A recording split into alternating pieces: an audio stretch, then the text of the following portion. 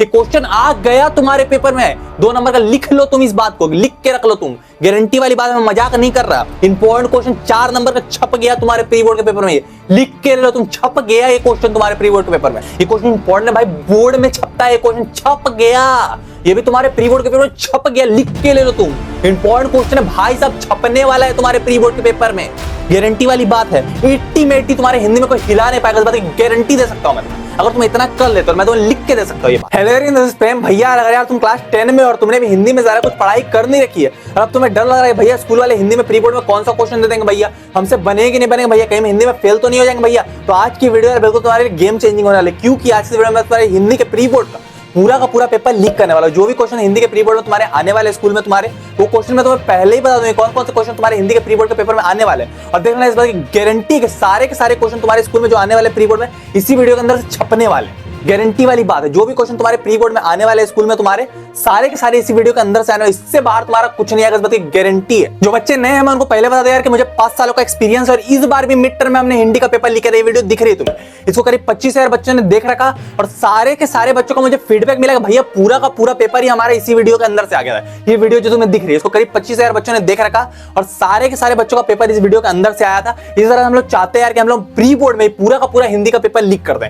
जो भी क्वेश्चन तुम्हारे स्कूल में प्री बोर्ड में आ रहे होंगे सारे के सारे क्वेश्चन इसी वीडियो के अंदर से आ रहे होंगे, इस बात की गारंटी है। इससे बाहर तुम्हारा कुछ भी नहीं आ रहा होगा। हर चैप्टर से मैं तुम्हें 5 से 10 क्वेश्चन दूंगा, अगर वो क्वेश्चन तुम कर लेते हो भाई तुम्हें और कुछ करने की जरूरत नहीं। तुमने एनसीईआरटी की नहीं पढ़ी कोई जरूरत नहीं है, एनसीईआरटी क्वेश्चन नहीं लगा, कुछ करने की तुम्हें जरूरत नहीं। सिर्फ तुम्हें 5 से 10 क्वेश्चन मैं हर चैप्टर से दूंगा, अगर तुम उनको कर लेते हो भाई टॉपर तुम्हारा स्कूल का पीछे, तुम आगे। हर मैं तुमको इस बात की गारंटी दे सकता हूँ, टॉपर तुम्हारा पीछे तुम आगे हिंदी में, इस बात की गारंटी है। बस तुम्हें अंत तक जमे रहना इस वीडियो के साथ।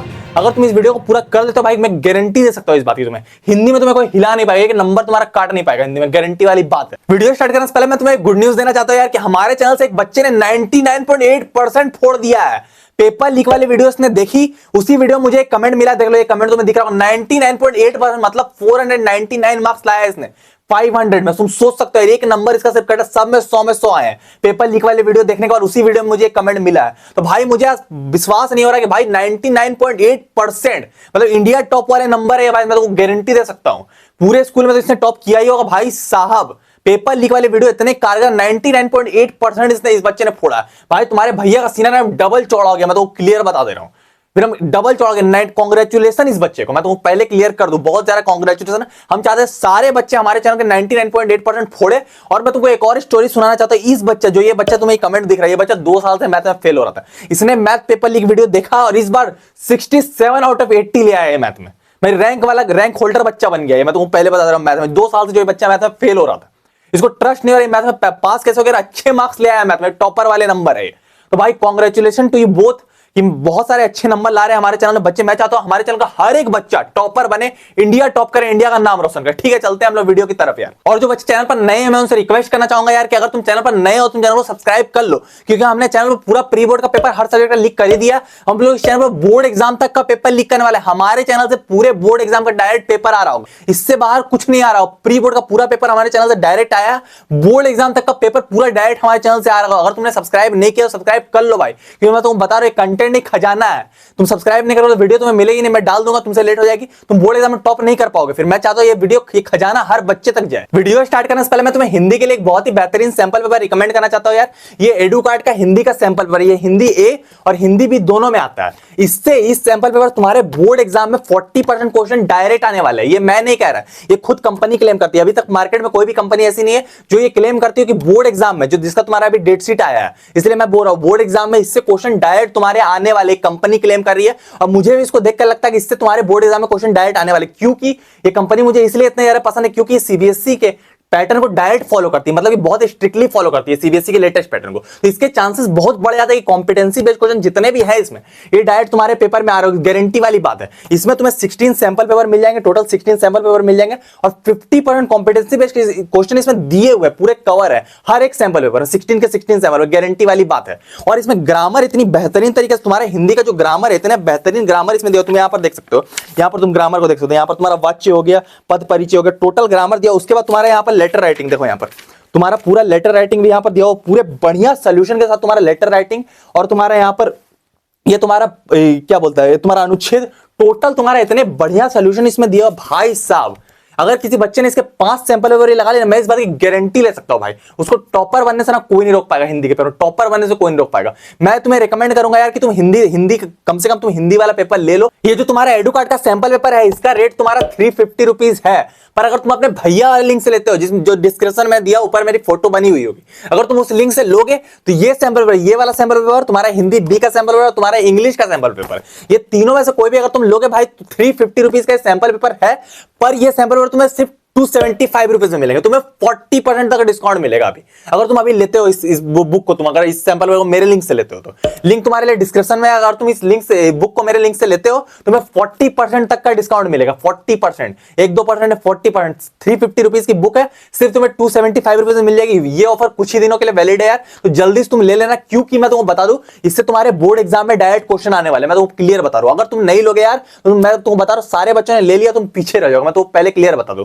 अगर अभी तक तुमने मैथ वाला बंडल नहीं लिया, मैथ साइंस और एसएसटी वाला बंडल नहीं लिया, तो भाई क्या करो, मेन सब्जेक्ट है भाई, इसके बंडल तुम ले लो, क्योंकि इससे बोर्ड एग्जाम में तुम्हारे पेपर डायरेक्ट आने वाले, क्योंकि सीबीएसई के पैटर्न को डायरेक्ट फॉलो करता है, इससे पेपर डायरेक्ट आने वाले। पिछले साल भी इससे पेपर डायरेक्ट आए थे, इस बार भी पेपर डायरेक्ट इससे आने वाले। मैं गारंटी दे रहा हूं इस बात की, मैं तुमको बता रहा हूं। अगर तुमने नहीं लिया तो तुम बंडल भी ले सकते हो, इसमें भी तुम्हें 40% का डिस्काउंट मिल जाएगा। मैं तो पहले बता रहा हूं, मेरे 5 सालों का एक्सपीरियंस है, इससे तुम्हारे पेपर आने वाले हैं। मैं तो पहले क्लियर कर दूं, तो ये बंडल अगर तुमने नहीं लिया तुम अभी ले सकते हो इस बंडल को, तुम्हें 40% डिस्काउंट इसमें मिल जाएगा। और तुमने इन बुक्स को नहीं लिया तो भाई तुम हिंदी वाला बुक ले लो, इसमें भी तुम्हें 40% डिस्काउंट मिल जाएगा। लिंक तुम्हारे लिए डिस्क्रिप्शन में यार, बहुत ज्यादा डिस्काउंट मिल रहा है, जल्दी जाकर तुम इस बुक को ले लो, क्योंकि इससे बोर्ड एग्जाम में डायरेक्ट क्वेश्चन आने वाले। मैं तुमको पहले क्लियर करूं, लिंक तुम्हारे डिस्क्रिप्शन में, 40% डिस्काउंट तुम्हें मिल जाएगा, तुम जल्दी जाकर इस बुक को ले लो। अब हम लोग पेपर को लिख करना स्टार्ट करते हैं, ठीक है। हमारा पहला चैप्टर है हमारा पद, सूरदास के पर उससे पहले हम लोग देख लेते हैं कि हमारे कौन कौन से चैप्टर डिलीट है और किस चैप्टर से हमारा कितना मार्क्स का आ रहा है, कौन सा सेक्शन कितना मार्क्स का आ रहा होगा, ठीक है। पहले ये क्लियर कर लेते हैं, ये क्लियर करना जरूरी है पहले, ठीक है। तो पहले हम लोग ये चीजें देख लेते हैं। पहला हमारा कौन कौन सा चैप्टर डिलीट है, हमारा पहले क्षितिज से तुम्हारा 26 का मार्क्स का आ रहा है भाई साहब। 26 मार्क्स का तो तुम्हारा क्षितिज से ही आ रहा है, और तुम्हारा टोटल, और तुम्हारा 8 मार्क्स का आ रहा है कृतिका से। क्लियर बात, 26 मार्क्स का तुम्हारा 36 से आ रहा है, उसमें डिलीटेड क्या क्या पहले हम लोग वो क्लियर कर लेते हैं, ठीक है। तुम्हारा डिलीट है सेवैया, देखो जिसके पास न्यू एनसीईआरटी की बुक है उसको, उसमें ये सारे चैप्टर है, जिनके पास पुराने हैं उनके पास होगा, तो तुम देख के रखना, ये चैप्टर तुम्हें नहीं पढ़ने, सिलेबस में नहीं है। सेवैया, छाया मत छूना, कन्यादान, उसके बाद स्त्री शिक्षा का विरोध और कुर्तकों का खंडन, और तुम्हारा मान्य में करना की दिव्य चमक। ये तुम्हारा 36 से इतने 5 चैप्टर डिलीट है, ये तुम्हें नहीं पढ़ना, न्यू बुक में नहीं है, ठीक है। उसके बाद तुम्हारा ये काट दो तुम। उसके बाद तुम्हारा कृतिका में तुम्हारा डिलीट क्या क्या है, जॉर्ज पंचम की नाक नहीं आने वाला है, और तुम्हारा क्या है, ए ठैया झुलनी हैरानी हो रामा, ये भी तुम्हारा नहीं आना, तो ये भी तुम्हारा नहीं आने वाला, ठीक है। इतनी चीजें तुम्हारी नहीं आने वाली, ठीक है, क्लियर। अब हम लोग देख लेते हैं कि हमारे हिंदी में क्वेश्चन आंसर कितने मार्क्स का आ रहा है, कौन सी चीज कितने मार्क्स की आ रही है, कितने वर्डिंग्स में लिखना है, ये इंपॉर्टेंट चीज है, पहले बता दूं, ठीक है। तो तुम्हारा टोटल हिंदी ए में, हम लोग हिंदी ए की बात करें इस वीडियो में, टोटल 34 मार्क्स का तुम्हारा क्वेश्चन आंसर आएगा। इधर तुम्हारा 26 मार्क्स, 36 से भाई साहब 26 मार्क्स का आ रहा है 36 से तुम्हारा, भाई साहब देख लो। उसके बाद तुम्हारा 8 मार्क्स का आ रहा है कृतिका से, ठीक है, क्लियर बात। उसके बाद तुम्हारा क्या क्या चीजें आ रही है पहले मैं क्लियर कर दूं। तुम्हारा पठित गद्यास पर आधारित एमसीक्यू आ रहा है। सबसे पहले तुम्हें कोई कहानी दे दी जाएगी, जैसे तुम्हारा मान के चलो तुम्हारा हो गया नेताजी के साथ, कहानी दे दी, 5 एमसीक्यू दे दी गए, तो ये तुम्हारा आएगा। उसके बाद तुम्हारा 36 से फिर एक गद्य पाठों से एमसीक्यू, फिर तुम्हें 2 कहानियां दे दी जाएगी, मतलब छोटे छोटे तुम्हें कहानी नहीं देगा, सिर्फ एमसीक्यू तुम्हें दिया जाएगा। तो क्वेश्चन तुम्हें दिया, जैसे कि मान लो कि दंत्रित मुस्कान, उससे कोई एक लाइन दे दी जाएगा, बोला जाएगा एमसीक्यू चाहिए, तो 2 एमसीक्यू तुम्हें इस तरीके से दे दी जाएगा। उसके बाद तुम्हारा पठित गद्यास पर आधारित फिर तुम्हें कहानी दे दी जाएगी, कोई भी कहानी तुम हो सकता है, मान के चलो राम लक्ष्मण परशुराम संवाद हो सकता है, तुम्हें कहानी दे दी, 5 एमसीक्यू देगा, 5 एमसीक्यू करना रहेगा फिर तुम्हें। उसके बाद फिर तुम्हें पुष्ट पाठपूत कविता पर एमसीक्यू, उसके बाद तुम्हें 2 कविता पर एमसीक्यू करने रहेंगे। तो ये तुम्हारे फर्स्ट के 14 मार्क्स तुम्हारे एमसीक्यू के रहेंगे, ये तुम क्लियर कर लो पहले तुम। ये मतलब 5, 2 और 5 और 2, ये तो टोटल 14 मार्क्स तुम्हारे स्टार्टिंग के एमसीक्यू के रहेंगे, ठीक है, ये बात क्लियर। उसके बाद तुम्हारा क्या है, उसके बाद यहां तो उसके बाद तुम्हारा 5वां नंबर गढ़ पास से प्रश्न उत्तर 25 से 30 शब्द में, ये तुम्हारे 2-2 नंबर के 3 क्वेश्चन आंसर तुम्हारे आएंगे, 2-2 नंबर के 3, टोटल 6 नंबर के आने वाले, जिसमें तुम्हारे 4 क्वेश्चन रहेंगे, उसमें तुम्हें 3 करना रहेगा। तो गढ़ पाठों से तुम्हें करना रहेगा 25 से 30 वर्ड के अंदर ही तुम्हें लिखना, अगर 2 नंबर के आए तो। कम लिखोगे भाई नंबर कट जाएंगे, और 25 से 30 वर्ड के ज्यादा नहीं, भैया मैं पूरा ही लिख दूंगा भाई, बहुत कुछ आता है भाई, ज्यादा लिखने पर तो नंबर मिलने वाले नहीं, तुम्हें 2 ही नंबर मिलेंगे, तो क्या फायदा वैसे ज्यादा लिखे, तो कुछ फायदा नहीं, तो कम ही लिखना तो बेटर रहेगा, मतलब कि लिमिट में ही रखना, तो 25 से 30 वर्ड के अंदर ही रखना तुमको, ठीक है। फिर आगे कविता पर प्रश्न उत्तर, कविता पर प्रश्न उत्तर, फिर तुम्हें कविता दे दी जाएगी, उस पर तुम्हें प्रश्न उत्तर करने रहेंगे, फिर तुम्हें 4 क्वेश्चन दिए जाएंगे, उसमें तुम्हें 3 करने रहेंगे, ये भी तुम्हारे 2-2 नंबर के रहेंगे, टोटल तुम्हारा हो जाएगा ये भी 6 नंबर, ठीक है। 6 नंबर तुम्हें कविता पर प्रश्न उत्तर करने रहेंगे, और ऊपर में तुम्हें पाठों से प्रश्न उत्तर करने हैं। कविता जैसे क्या है तुम्हारा, ये तुम्हारा की पहला कविता है सूरदास के पद, तो ये कविता हो गई तुम्हारा, ठीक है, ये इंपॉर्टेंट। उसके बाद पूरा पाठ, पुस्त पाठ से प्रश्न उत्तर, ठीक है, ये वाला देखो तुम्हारा कृतिका से आने वाला है, ये पूरा ऊपर वाला जितना भाग था तुम्हारा क्षितिज का था, ये नीचे वाला तुम्हारा कृतिका है, ये वाला, ये जो तुम्हारा 8 नंबर का, इसमें तुम्हारे 3 में से 2 क्वेश्चन तुम्हें करने रहेंगे। तीनों चैप्टर से एक एक क्वेश्चन रहेगा तुम्हारा, तीनों में से तुम्हें 2 क्वेश्चन करने रहेंगे, दोनों 4-4 नंबर के क्वेश्चन होने वाले तुम्हारे। तो ज्यादा नंबर का आने वाला तुम्हारा कृतिका से लॉन्ग आंसर, जिसमें तुम्हें 50 to 60 वर्ड्स के अंदर लिख देना, ठीक है। उससे कम भी नहीं लिखना, उससे ज्यादा भी नहीं लिखना, कम तो बिल्कुल भी मत लिखना, 50 से 60 वर्ड्स के अंदर लिखना। तुम देख लेना भाई कि तुम्हें 50 से 60 वर्ड कितने पेज में हटते हैं। मान लो चलो कोई बच्चे का एक पेज में 50 से 60 वर्ड हटता, तो वो हिसाब तुम रखना, ये उतना ही तुम्हें लिखना, बहुत राम कथा नहीं लिखनी, 4 नंबर मिलने वाला, ठीक है, क्लियर बात। उसके बाद मेरा बेसिकली ये रूल, पहला चीज, बहुत बच्चे बोलते हैं भैया क्वेश्चन हमें घुमा के, भाई एक क्वेश्चन को 10 तरीके से पूछा जा सकता है, एक आंसर तुम्हें याद रहे छाप दो। मान के चलो गोपियों के बारे में पूछा गया, ठीक है, तुम्हारा जैसे कि तुम्हारा सूरदास के पद में गोपियों के बारे में पूछा गया, तो गोपियों के बारे में जब भी पूछा जाए तो ये गोपियों के बारे में एक आंसर याद रखना, जब भी पूछा जाए वो वाला छाप के लिख देना, ठीक है।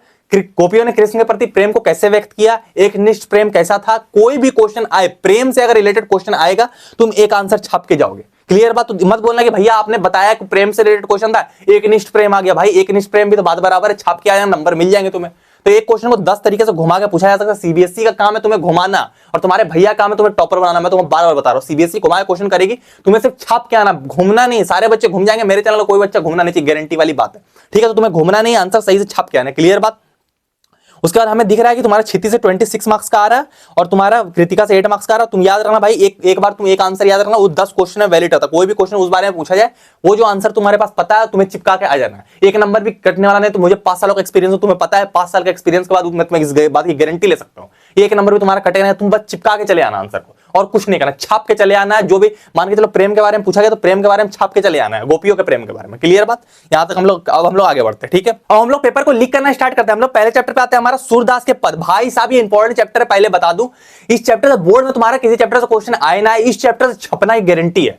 मैं बता रहा हूं, कोई साल ऐसा बोर्ड नहीं हुआ जिस साल इस चैप्टर से क्वेश्चन नहीं आया, पहली क्लियर। पहले क्वेश्चन पे हम लोग आते हैं, गोपियों ने श्री कृष्ण के प्रति अपने एक निष्ठ प्रेम को किन उदाहरणों द्वारा स्टप।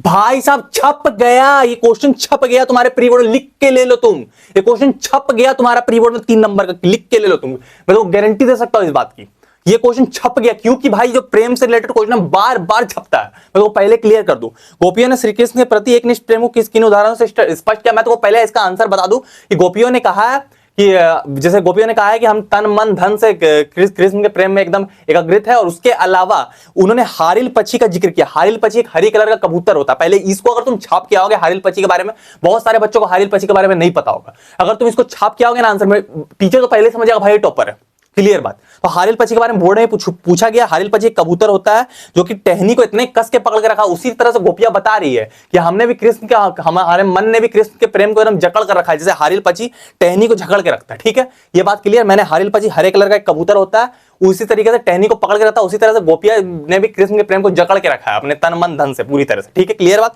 इसका आंसर तुम्हें इस तरीके से करना भाई, तुम अगर इस तरीके से आंसर लिखना टीचर तुम्हें टॉपर समझ लेगा, ठीक है। ये आंसर इंपॉर्टेंट था इसलिए तुम्हें बताया, हारिल पक्षी मैंने दिखा दिया तुम्हें, ठीक है, क्लियर बात। हम लोग आगे बढ़ते हैं। गोपियों के द्वारा उद्धव को भाग्यवान कहने में क्या। भाई साहब ये बोर्ड में आने वाला क्वेश्चन है, क्लियर बता रहा हूं, बोर्ड में आने 2 नंबर का बोर्ड में छपता है क्वेश्चन। गोपियों द्वारा उद्धव को भाग्यवान, गोपियां उद्धव को भाग्यवान इसलिए कह रही थी कि उद्धव ने कभी प्यार नहीं किया, व्यंग करते हुए कह रही थी, वो गोपियों के दर्द को नहीं समझ सकता, क्लियर बात। उद्धव कौन था, कृष्ण का दोस्त था, क्लियर बात।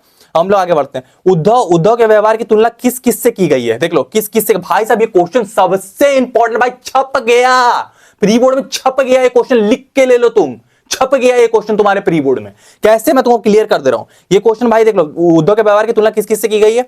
उद्धव के व्यवहार की तुलना सबसे पहले तुम्हारे कमल के फूल से की गई है, क्योंकि जल पे रहने पर भी उसके उस पर पानी का कोई असर नहीं पड़ता। कमल के पत्तों से की गई है उद्धव के व्यवहार के, पहला। उसके बाद तुम्हारा तेल की गगरी को जब भी पानी में डाला जाता है, जैसे कि तुम तेल की गगरी में पानी, उस पर जल का कोई असर नहीं होगा, तेल की गगरी को पानी में डाल, ठीक है। तो कमल के पत्ते और तेल की गगरी से की गई। और उद्धव के मन को उन्होंने भौरे की तरह काला ही बताया, ठीक है। 3 चीजों के बारे में, ये सब चीज तुम छाप के आओगे ना भाई, ये चैप्टर इंपॉर्टेंट है, मैं इसलिए आंसर्स बता दे रहा हूं। टीचर तुम्हें सब जाएगा भाई तुम टॉपर हो, क्लियर बात मैं तुमको बता रहा हूं। ये सब तेल की गगरी और कमल के पत्ते, ये 2 चीजों के बारे में, ठीक है, क्लियर बात। इसलिए मैंने बना भी दिया तेल की गगरी और कमल के पत्ते, ठीक है, क्लियर बात। उसके बाद गोपियां ने किन किन उदाहरणों के माध्यम से उद्धव को उल्हाने दी, ये भी क्वेश्चन इंपॉर्टेंट तुम कर लेना। उसके बाद गोपियां सच्चा राजधर्म किसे बताती है, प्रजा की सेवा करना, नीति के मार्ग पर चलने को सच्चा राजधर्म बताती है। उसके बाद उद्धव द्वारा दिए गए योग के संदेश से गोपियां वीरा अग्नि में घी का काम किया, कैसे, ये भी क्वेश्चन इंपॉर्टेंट आया था कभी कभी बोर्ड में। उसके बाद क्या है कि प्रस्तुत पदों के आधार पर गोपियां योग साधना के प्रति दृष्टिकोण स्पष्ट कीजिए, ये भी क्वेश्चन इंपॉर्टेंट आया था। मर्यादा ना लही, के माध्यम से गोपियां कौन सी मर्यादा ना रहने की बात करी, सामाजिक प्रतिष्ठा ना रहने की बात करी, ये भी क्वेश्चन इंपॉर्टेंट, ठीक है। गोपियों को कृष्ण में कौन सी ऐसी परिवर्तन दिखाई दिए जिनके कारण वो अपना मन वापस लेना चाह रही है, 2 नंबर का आता है। ये 9 क्वेश्चन, अगर तुम ये 9 क्वेश्चन कर लोगे भाई, तुम्हें पहला चैप्टर करने की जरूरत नहीं, सूरदास के पद करने की जरूरत नहीं, सिर्फ ये 9 क्वेश्चन तुम्हें करने और कुछ नहीं करना तुम्हें, ठीक है, क्लियर बात, और कुछ नहीं करना, सिर्फ 9 क्वेश्चन करने, इनके बाहर से कुछ भी नहीं, गारंटी वाली बात है, इनके अंदर से आएगा, कभी बोर्ड एग्जाम ले लो, प्री बोर्ड लिख के ले लो तुम, गारंटी वाली बात है। बस तुम प्रेम, गोपियों का प्रेम वाला क्वेश्चन जो है वो ध्यान में रखना, ठीक है, इतनी चीजें गारंटी वाली, इससे बाहर तुम्हारा क्वेश्चन आएगा, इतना अगर 9 क्वेश्चन तुम कर लोगे इस चैप्टर में तुम्हें महारत हासिल हो जाएगी, गारंटी वाली मैं बात कर रहा हूं, ठीक है। हम लोग चलते हैं नेक्स्ट चैप्टर, और हम लोग आते हैं अपने नेक्स्ट चैप्टर पे, राम लक्ष्मण परशुराम समाधि। इससे भी क्वेश्चन बोर्ड में आते हैं भाई, बोर्ड का फेवरेट चैप्टर मैं बता दूं, पहले के 2 चैप्टर बोर्ड के फेवरेट है, सीबीएसई के फेवरेट चैप्टर, मैं तुमको क्लियर कर दूं, कोई बोर्ड एग्जाम हो उसमें आते हैं क्वेश्चन, ठीक है। पहला क्वेश्चन हमारा है कि परशुराम शिव धनुष के टूटने पर अधिक क्रोधित क्यों हो गए थे, ये क्वेश्चन इंपॉर्टेंट है, बार बार आता है, 2 नंबर का, ठीक है। उसके बाद तुम्हारा शिव धनुष, उसके बाद तुम्हारा नेक्स्ट क्वेश्चन है शिव धनुष तोड़ने वाले पर परशुराम की क्या प्रतिक्रिया थी, ये भी क्वेश्चन बोर्ड में आता, बोर्ड में आया क्वेश्चन नहीं, मैं तो क्लियर कर दूं।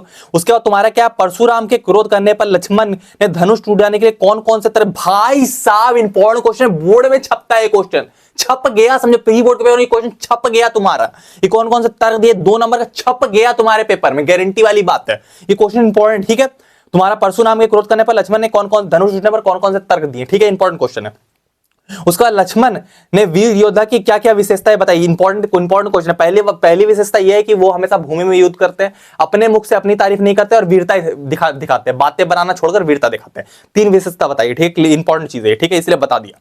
उसके बाद परशुराम के प्रति लक्ष्मण के व्यवहार के विचार लिखिए, इंपॉर्टेंट क्वेश्चन है, एग्रेसिव नेचर था उनका। उसके बाद तुम्हारा क्या, परशुराम के क्रोध करने पर राम और लक्ष्मण की प्रतिक्रिया में क्या क्या क्या क्या फर्क है, बोर्ड में आया क्वेश्चन, पहले बता रहा हूं। लक्ष्मण क्या बहुत बचपना का वाला व्यवहार करते, परशुराम को चिढ़ा रहे थे बार बार, जबकि राम का व्यवहार बहुत शांत था, क्लियर बात, वो ठंडे दिमाग से काम ले रहे थे, बोल रहे थे कि क्या बात है बताइए इस तरीके से, और लक्ष्मण बोल रहे थे कि क्या कर लेगा भाई तू, इस तरीके से, मतलब उकसा रहे थे उसको, क्लियर बात, ये इंपॉर्टेंट थी, इसलिए बता दिया क्योंकि बोर्ड में छप जाता है, तुमको ध्यान में रहना चाहिए चीज, ठीक है, क्लियर बात। उसके बाद तुम्हारा साहस और शक्ति, भाई साहब छप गया, ये तुम्हारे प्री बोर्ड छप गया, ये क्वेश्चन 2 नंबर का छप गया तुम्हारे पेपर में, लिख के ले लो तुम, ये 2 नंबर का छप गया तुम्हारे पेपर में। साहस और शक्ति के साथ विनम्रता भी हो तो बेहतर हो, इस कथन से आप क्या विचार है, भाई साहब ये मोस्ट इंपॉर्टेंट क्वेश्चन है, बोर्ड में बार बार छपता है, प्री बोर्ड में भी छप गया समझो।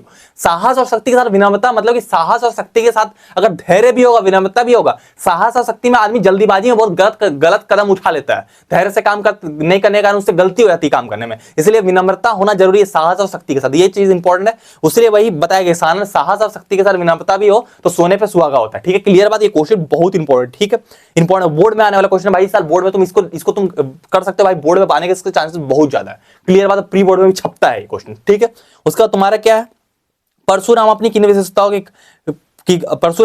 विशेषताओं के बारे में बताकर लक्ष्मण को डराने का प्रयास करे थे, ये PYQ है, इंपॉर्टेंट है, ठीक है। हम लोग आते हैं नेक्स्ट चीज पे, अब हमारे क्या सीबीएसई का एक क्वेश्चन है, सीबीएसई के सैंपल में, परशुराम बार बार अपना ठकुरा और ठुकार मतलब उनके ऊपर कुल्हाड़ी थी, ठीक है, कैसे और क्यों दिखा रहे थे, वो लक्ष्मण को भयभीत करने के लिए दिखा रहे थे, ठीक है, डराने के लिए दिखा रहे थे, ठीक है, ये तुलसीदास ने लिखा उसको, और ऊपर वाले को सूरदास ने लिखा था, क्लियर बात। उसके बाद निम्नलिखित पंक्तियों में के लक्ष्मण की शक्ति, उसके बाद तुम्हारा क्या है कि निम्नलिखित पंक्तियों में लक्ष्मण की शक्तिशाली होने का कैसे पता चलता है, ये इंपॉर्टेंट है, ये वाला देखिए, ये पंक्ति है, ये तुम्हारे डायरेक्ट भी छप सकता है क्योंकि सीबीएसई के सैंपल उन्होंने दिया हुआ है, तो ये 5 क्वेश्चन डायरेक्ट छप सकते हैं तुम्हारी, ये एमसीक्यू एक स्टोरी दे दी गई थी, उसके बाद एमसीक्यू दे दी गई, तो ये क्वेश्चन इंपॉर्टेंट, ठीक है। उसका तुम्हारा क्या है, रघुकुल के किन के प्रति वीरता का प्रदर्शन नहीं किया, रघुकुल में ना कुछ चीजों के प्रति वीरता का प्रदर्शन नहीं किया, क्या क्या, देवता, ब्राह्मण, ईश्वर, भक्त, गाय पर, इन पर नहीं किया था, ठीक है, हम लोग आगे आते हैं। उसके बाद तुम्हारा क्या है, बहसी लखन बोले मृदु बनी, अहो मृत्युषा महाभट मनी, यह कथन कि किसका उदाहरण, ये व्यंग वाला कथन है, ठीक है, इंपॉर्टेंट क्वेश्चन है ये भी। उसके बाद उपयुक्त, देखो किस तरीके से क्वेश्चन घुमा के दिया जा रहा है, देख रहे हो, इसी तरीके से बोर्ड में भी क्वेश्चन तुम्हारा बनेगा, घुमा के बनेगा, डायरेक्ट नहीं बनेगा, इसलिए पेपर पर तुम्हारा पकड़ होना जरूरी रहता है, पेपर पर तुम्हारा पकड़ होना चाहिए, डायरेक्ट हल्का, मतलब कि जो चीजें होती है वो बार बार बनेगा, जैसे लक्ष्मण पर हमेशा क्वेश्चन आता है, इस बार भी क्वेश्चन आएगा लक्ष्मण पर उतना डायरेक्ट नहीं रहेगा जितना तुम समझते हो, ठीक है, क्लियर बात। उसके बाद नेक्स्ट, उपयुक्त पद्यास में लक्ष्मण के चरित्र कौन सी विशेषताएं हैं उजागर होती है, वीरता दिखाया गया है, लक्ष्मण के बहुत वीर बताया गया लक्ष्मण को, क्लियर बात, इंपॉर्टेंट है। अब हम लोग तीसरे चैप्टर पर आते हैं, जो हमारा आत्मकथ्य। आत्मकथ्य को जयशंकर प्रसाद ने लिखा है। तुम्हें क्या है, कविता के साथ उसका लेखक का भी नाम पता होना चाहिए। अगर तुम आंसर छाप क्या होगा ना आंसर में कि आत्मकथ्य जो जयशंकर प्रसाद द्वारा लिखा गया, भाई साहब टीचर इतना इंप्रेस होगा ना, तुम्हें समझेगा वो टॉपर है। क्लियर? तुम आंसर गलत भी लिख के होगा ना, वो आंसर सही कर देगा। ट्रिक मैं तुम्हें बता रहा हूँ, क्लियर बात मैं तुमको बता रहा हूँ। तो इसलिए मैंने लेखक सारे चैप्टर में लिख के रखा है कि किसने इस चैप्टर को लिखा है। ठीक है, पहला क्वेश्चन तुम्हारा है। पहला क्वेश्चन, कवि आत्मकथा लिखने से क्यों बचना चाहता है? भाई साहब ये मोस्ट इंपॉर्टेंट क्वेश्चन है, क्लियर कर दो। आत्मकथा लिखने से क्यों बचना चाहता है? आत्मकथा मतलब कि वो पुरानी यादों को लिख रहे थे। ठीक है, आत्मकथा पुरानी कथा को लिख रहे थे। ठीक है, वो मजाक और आलोचना के डर से ना आत्मकथा लिखने से बचना चाहता, दूसरों को सुनाने से बचना चाहता है। आत्मकथा कि लोग उसका मजाक उड़ाएंगे, हंसेंगे, लोग उस पर क्या सोचेंगे उसके बारे में। यहाँ जो मैंने बना कर रखा, लोग क्या सोचेंगे उससे वो डरता है। जयशंकर प्रसाद जो है वो डरते कि लोग उनके बारे में क्या सोचेंगे। ठीक है, इंपॉर्टेंट है। उसका तुम्हारा क्या है, आत्मकथा सुनने के संदर्भ में अभी समय नहीं है, ऐसा कवि क्यों कहना? भाई साहब छप गया ये प्री बोर्ड के पेपर में, तुम्हारा छप गया ये क्वेश्चन। प्री बोर्ड में छपने वाला ये क्वेश्चन तुम्हारा 2 नंबर का, लिख के ले लो तुम। ये क्वेश्चन छप गया तुम्हारे प्री बोर्ड के पेपर में। भाई साहब इतना इंपॉर्टेंट क्वेश्चन है ना भाई साहब। ये आत्मकथा के सुनाने के संदर्भ में कभी ऐसा क्यों कहना चाहिए? अभी समय नहीं है भाई साहब, अभी समय नहीं, इसलिए वो कहना चाह रहा है कि देखो पुरानी बातों को याद नहीं करना चाह रहा है। जब पुरानी, अभी समय नहीं कहने का मतलब कि पुरानी बातों को याद करने, मैंने तुम्हारे लिए आंसर भी लिख दिया, पुरानी बातों को याद करके वह दुखी नहीं होना चाहते, इसलिए कह रहे कि वो अभी हम आत्मकथा नहीं लिखेंगे, अभी नहीं सुनाएंगे, क्योंकि अभी समय नहीं है। समय नहीं मतलब कि अभी आत्मकथा को, पुरानी चीजों को याद करके वो दुखी नहीं होना चाहते। पहली चीज मैं क्लियर कर दूं कि पुरानी चीजें इनके लिए क्या है, इनका अभी समय सही नहीं चल रहा है। इनकी पुरानी समय में इनकी मतलब कि पत्नी इनके साथ में थी, इनकी जो बीवी थी इनके साथ में थी, अभी वो इस दुनिया में नहीं है, इसलिए वो पुरानी बातों को याद नहीं करना चाहते, क्योंकि वो पुरानी बातों को याद करते तो वो दुखी हो जाते हैं। क्लियर बात? ठीक है, इतनी चीजें इंपॉर्टेंट हो। जयशंकर प्रसाद जीवन में कौन सी अनुभव को आत्मकथा लिखने से रोकते हैं? जयशंकर प्रसाद के कौन से अनुभव, वो जो तुम्हारे उनके अच्छे अनुभव थे ना, जो उन्होंने अपनी पत्नी के साथ व्यतीत किए थे, वो उनको आत्मकथा लिखने से रोकते हैं। ठीक है, क्लियर बात? उसके बाद तुम्हारा क्या है, अगला क्वेश्चन है, इंपॉर्टेंट है। उसके बाद तुम्हारा अगला क्वेश्चन है, उज्जवल गाथा कैसे गाओ? ये भी क्वेश्चन बहुत इंपॉर्टेंट है, क्लियर मैं कर दूं। उज्जवल गाथा कैसे गाओ? मधुर चांदनी रातों की कथन के माध्यम से कवि ये क्या कहना चाहता है? उज्जवल गाथा मतलब कि वो अपनी पत्नी के साथ बिताए क्षणों, देखो आंसर लिखा हुआ है, वो अपनी पत्नी है, जयशंकर प्रसाद है। ठीक है, वो अपनी पत्नी के साथ बिताए क्षणों का वर्णन करना उसके लिए बहुत मुश्किल है। वह समय उनके लिए सुखद था, वह उसे याद करके दुखी नहीं होना चाहते। क्लियर बात? उनके पत्नी के साथ जो वो समय बिता रहे थे वो बहुत सुखद था उनके लिए, लेकिन अभी जो समय वो उनका चल रहा है वो सही नहीं, क्योंकि वो इस दुनिया में नहीं है उनकी पत्नी। ठीक है, क्लियर बात? नेक्स्ट क्वेश्चन है तुम्हारा, क्वेश्चन नंबर 5 कि तुम्हारा स्मृति को पोर्थ बनाने से कवि का क्या मतलब है? स्मृति, देखो स्मृति मतलब वो सुखद समय। ठीक है, इंपॉर्टेंट चीज है ये क्वेश्चन तुम्हारा। कवि ने अपने जीवन के सुखद स्मृति को पोर्थ का, सुखद समय जो उन्होंने व्यतीत किया था अपनी बीवी के साथ, अपनी पत्नी के साथ, उनको उन्होंने पोर्थ बताया। ठीक है, क्लियर बात? उसके बाद कहते वह उन्हें आगे का जीवन जीने में की लालसा प्रदान करता है। ये इंपॉर्टेंट चीज है, वो जो सुखद स्मृति है उनके जीवन की, इनको वो पोर्थ बता रहे हैं, वो उनको आगे जीवन जीने का लालसा प्रदान कर रहा, मतलब कि वो जो सुखद समय को याद करके आगे का जीवन व्यतीत कर रहे हैं। बहुत ही व्यंगपूर्ण चैप्टर है, इसलिए मैंने समझा दिया तुमको। ठीक है, इंपॉर्टेंट है। ठीक है, इतना चैप्टर, इससे क्वेश्चन बनते हैं तुम्हारे। ठीक है, पहले ही कम आया करता था, अब ये सिलेबस में आ गया, इससे बोर्ड में क्वेश्चन तुम्हारा आने वाला, लिख के ले लो तुम। ठीक है, इंपॉर्टेंट चीज है, 5 साल का एक्सपीरियंस बता रहा हूं। उसके बाद हम लोग आगे आते हैं, सूर्यकांत त्रिपाठी निराला। भाई साहब ये कवि जो थे ये थोड़े डरावने लगते देखने में यार, तुम देख सकते हो, डरावने तो लगते हैं पर ये कवि बहुत अच्छे कवि थे। उत्साह कविता इनका है, बादल गरजो घेर घेर घोर गगन, उत्साह कविता है इनका। उत्साह कविता में किन किन अर्थों की ओर संकेत का, बादल किन किन अर्थों की ओर संकेत करता है? 2 नंबर का बोर्ड में छपता है, मैं तो क्लियर कर दूं। ठीक है, बादल, उत्साह कविता में बादल शब्द किन किन अर्थों की ओर संकेत करता है? इसका उत्तर क्या हो सकता है तुम्हारा? कविता में बादल उत्साह, नवजीवन, इच्छा शक्ति, विनाश, विध्वंस, और तुम्हारा क्या, क्रांति, और तुम्हारा क्या है, उत्साह, विध्वंस, क्रांति, चेतना आदि की ओर संकेत करता है। इतनी चीजें तुम्हारे इंपॉर्टेंट है। ये सारी चीजें ये तुम्हारा बोर्ड में आया क्वेश्चन, तुम यहां से देख सकते हो। बादल के संबंध में किन किन बिंबों की ओर प्रयोग किया गया उत्साह में? बिंबो मतलब कि कौन कौन सी चीजों की ओर संकेत करता है, ये तुम्हें छाप के चले आना, 2 नंबर ले जाना बोर्ड एग्जाम। क्लियर बात? बोर्ड एग्जाम में छपता है क्वेश्चन, क्लियर मैं तुम कर दूं। ठीक है, उसके बाद कविता का शीर्षक उत्साह क्यों रखा? उत्साह कविता का शीर्षक इसलिए रखा गया, यहाँ कवि जो सुंदर निराला कवि है, व्यंगपूर्ण बातें कर रहे। व्यंगपूर्ण बातें मतलब कवि कह रहा है कि बादल गरजो, बरसने की जगह गरजने कह रहे। गरजने इसलिए कह रहे हैं क्योंकि जब बादल गरजेगा तो वहां विनाश होगा, पर ये कह रहे कि निर्माण संभव है, बादल गरजने पर निर्माण होगा। मैं तुमको आगे डिस्कस करता हूं कैसे होगा। कविता में ये क्वेश्चन तुम्हें इंपॉर्टेंट है, इसलिए गरजने बोल रहे, इसलिए शीर्षक इसका रखा गया उत्साह। गरजने बोल रहे कि इंसान में उत्साह भरेगी तभी वो निर्माण कर पाएगा, धरती का निर्माण कर पाएगा। ठीक है, इंपॉर्टेंट है, मैं तुमको क्लियर कर रहा हूं। कविता में बादल को फुहार, रिमझिम, बरसने की स्थान पर गरजने के लिए बोर्ड में आया क्वेश्चन है भाई साहब, बोर्ड में आया क्वेश्चन है, मैं तो क्लियर कर दूं। फुहार रिमझिम बरसने की जगह गरजने के लिए इसलिए कह रहे हैं कि कवि जो है गरजने का आह्वान इसलिए कर रहे हैं कि गरजने से विनाश होगा, विनाश के बाद जब इंसान में ऊर्जा बढ़ जाएगी तभी वो निर्माण कर पाएगा धरती का। तो विनाश होगा, विनाश के बाद ही निर्माण संभव है। कवि इस तरह से कर व्यंगपूर्ण बात कर रहे हैं कि गरजने से धरती का विनाश होगा, उसके बाद इंसान धरती का निर्माण करेगा। तो इसलिए कविता का नाम उत्साह रखा गया कि इंसान में उत्साह भर देगा वो। ठीक है, इंपॉर्टेंट क्वेश्चन है, सारे क्वेश्चन इंपॉर्टेंट है, बहुत व्यंगपूर्ण चीजें करते हैं ये सुंदर निराला कवि जो है। ठीक है, इंपॉर्टेंट कवि गरजने बोले, बर्बादी करने बोले, एक तरफ बोले कि निर्माण भी होगा धरती का। ठीक है, तो ये चीज तुम्हें ध्यान रखनी, जो जितनी चीजें मैंने बताई उतना छाप के चलेगा, नंबर एक भी नहीं कटेगा तुम्हारा। क्लियर बात। अब हम लोग अपने नेक्स्ट चैप्टर पे आते हैं, जो है हमारा अट नहीं रही है। अट नहीं रही है सूर्यकांत त्रिपाठी निराला ने लिखा है, जिन्होंने उत्साह कविता लिखी थी। अभी ये बोल रहे कि धरती की सुंदरता से मेरी नजर हट नहीं रही है। अट नहीं रही मतलब इनको धरती की सुंदरता ना बर्दाश्त नहीं हो रही, पच नहीं रही कि धरती इतनी सुंदर कैसे हो सकती है। ठीक है, ये कविता का सार है। मतलब ये जो यहाँ इस कविता में फागुन के महीने की बात करें, मतलब फरवरी वाला महीना, तो उस समय क्या होता है, पेड़ में नए पत्ते आते हैं, ना मौसम ज्यादा सर्दी होती है ना ज्यादा गर्मी होती है, एकदम मौसम भी स्टेबल होता है, पेड़ में एकदम नए नए पत्ते आते हैं, एकदम पूरी दुनिया में हरियाली छा जाती है। तो इनसे क्या है, निराला जी की आंखें हट ही नहीं रही है। चैप्टर का ये सार तक क्लियर बता दिया मैंने। ठीक है, उसका तुम्हारा क्या है, अट नहीं रही कविता के आधार पर वसंत ऋतु की शोभा का वर्णन की। वही वसंत ऋतु की पेड़ में हरे हरे पत्ते आते हैं, चिड़िया चहचहाती रहती है, मौसम ज्यादा ना सर्दी रहती है ज्यादा ना गर्मी रहती है। ठीक है, इंपॉर्टेंट क्वेश्चन 2 नंबर का बोर्ड में आता है तुम्हारा। ठीक है, क्लियर बात। कविता की आंख फागुन की सुंदरता से क्यों नहीं हट रही है, ये भी इंपॉर्टेंट क्वेश्चन है, तुम कर लेना। उसके बाद क्या है, कवि ने प्रकृति की व्यापकता का वर्णन किन रूपों में किया। व्यापकता का वर्णन की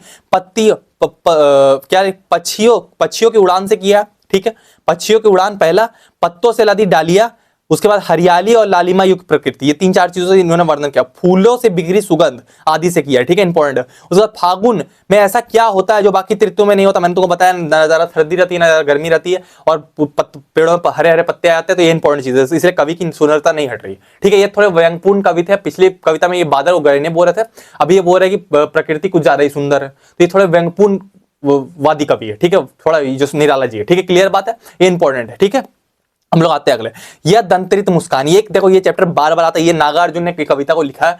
नागार्जुन इस तरीके के रहते हैं, इस तरीके के कवि थे, बहुत पुराने कवि थे नागार्जुन। तो नागार्जुन ने कविता को लिखा, इंपॉर्टेंट चैप्टर है, मैं तुमको पहले क्लियर कर दो। ये बच्चे की दंतरित मुस्कान का कवि के मन में क्या प्रभाव पड़ता है, ये इंपॉर्टेंट क्वेश्चन, बोर्ड में छपने वाला क्वेश्चन है भाई साहब। ये बोर्ड में आता है क्वेश्चन, लिख के ले लो तुम। ये क्वेश्चन छप गया तुम्हारे बोर्ड एग्जाम में, लिख लो तुम ये बात को, इंपॉर्टेंट क्वेश्चन है, मैं तो पहले क्लियर कर दूं। बच्चे की दंतरित मुस्कान से कवि के मन में क्या प्रभाव पड़ता है, क्वेश्चन पढ़। बच्चे की मुस्कान से कवि को निश्चलता छल नहीं होता बच्चे की मुस्कान में। ठीक है, आत्मीयता और का एहसास होता है। बच्चे की मुस्कान कवि को मनमोहक लगती है, इंपॉर्टेंट लगती है, मतलब मनमोहक लगती है, सुंदर लगती है। ठीक है, उसके बाद बच्चे की मुस्कान और बड़े व्यक्ति की मुस्कान में क्या अंतर होता है, ये भी क्वेश्चन इंपॉर्टेंट बोर्ड में आता है। सब सारे क्वेश्चन पहले ये बोर्ड में मतलब इस चैप्टर से क्वेश्चन आते हैं, मैं तुमको क्लियर कर दूं। ठीक है, आते हैं। उसका तुम्हारा बच्चे की मुस्कान में निश्चलता आत्मीयता होती है, जबकि एक बड़े इंसान की मुस्कान में दोष, ईर्ष्या और चालाकी का स्थान होता है। ठीक है, क्लियर बात, इतनी चीजें इंपॉर्टेंट है तुम्हारी। फिर थर्ड क्वेश्चन तुम्हारा, कविता में बच्चे की मुस्कान सौंदर्य को कैसे व्यक्त किया गया। ये भाई साहब छप गया, प्री बोर्ड में क्वेश्चन आ गया तुम्हारे पेपर में, छप गया ये क्वेश्चन तुम्हारा, लिख के ले लो तुम, ये बात की गारंटी है। ये क्वेश्चन छप गया तुम्हारा, बच्चे की मुस्कान को कैसे व्यक्त किया गया। भाई साहब सबसे फेवरेट क्वेश्चन है सीबीएसई का, लिख के तुम इस बात को ले लो। पहली चीज तुम्हारा क्या है, ये तुम्हें 3 पॉइंट लिख के आने, किताब के पॉइंट, अगर तुम इसको लिख लोगे पूरे नंबर तुम्हें मिल जाएंगे। पहला पॉइंट क्या है तुम्हारा, छोड़कर तालाब मेरी झोपड़ी में खिल रहे जलजात। ये जलजात मतलब तुम्हारा कमल के फूल छोड़कर तालाब मेरी झोपड़ी में खिल रहे जलजात। ठीक है, उसके बाद तुम्हारा क्या, पहला पॉइंट ये तुम छाप के आओगे। फिर तुम दूसरा पॉइंट क्या छाप के आओगे, झड़ने लगे शेफालिका के फूल मतलब व्हाइट कलर के फूल होते हैं जो बहुत नाजुक रहते हैं। तो वो क्या है कि बच्चे की नाजुकता को बता रही है, बहुत नाजुक रहता है। इसी तरीके से बच्चे की मुस्कान को बता रही है, बच्चे की मुस्कान भी बहुत नाजुक है। ये 2 पॉइंट तुम छाप के आओगे भाई, 2 नंबर तुम अपने घर ले जाओगे। क्लियर बात, ये दोनों चीजें इंपॉर्टेंट। उसके बाद तुम्हारा क्या, बच्चा कवि को अनिमेष देख रहा है। अनिमेष वर्ड का यहाँ क्या मतलब, भाई बोर्ड एग्जाम का PYQ मैं तुमको पहले बता दूं। अनिमेष देखने का मतलब क्या, अनिमेष देखने का मतलब लगातार देखना। जब तुम अपनी क्रश को देखते हो लगातार ऐसे एक टक बिना पलक झपकाए देखना, तो देखते रहते जब तक जाती नहीं तब तक देखते रहते। तो उस तरीके से बच्चा भी अनिमेष देख रहा है कवि को। बच्चे ज्यादा पलक नहीं चलता, लगातार देखते रहते, बच्चे बहुत खुश रहते हैं, उनकी आंखें नहीं रहती है। तो अनिमेष देखना मतलब लगातार देखना। क्लियर बात, बोर्ड में आया क्वेश्चन था, मैं तो क्लियर कर दूं। उसके बाद तुम्हारा क्या है, कविता में बांस और बबूल किसके प्रतीक बताएगा। भाई साहब ये बोर्ड में आया क्वेश्चन 2 नंबर का छपा था। बांस और बबूल उन लोगों का प्रतीक बताया गया। बांस और बबूल मतलब कड़ी चीजें। बांस देखो, ये बांस दिख रहा है, बांस मतलब कड़ी, जिनका हृदय कड़ा होता है, जिनको बच्चों से ज्यादा मतलब नहीं होता, उनको बांस और बबूल कविता में बताया गया। क्लियर बात, इंपॉर्टेंट है, दिमाग में रखना तुम। उसका तुम्हारा क्या है, उसका नेक्स्ट क्वेश्चन तुम्हारा है कि दंतरित मुस्कान कविता में शिशु का धूल धरित शरीर प्रतीत होता है।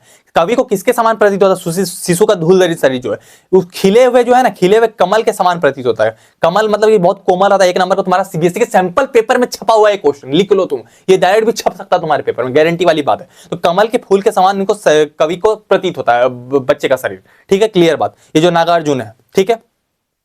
उसके बाद तुम्हारा क्या, फसल कविता, इन्होंने लिखी, इनको देखकर डरना मत यार, ये कवि अच्छे थे, ठीक है।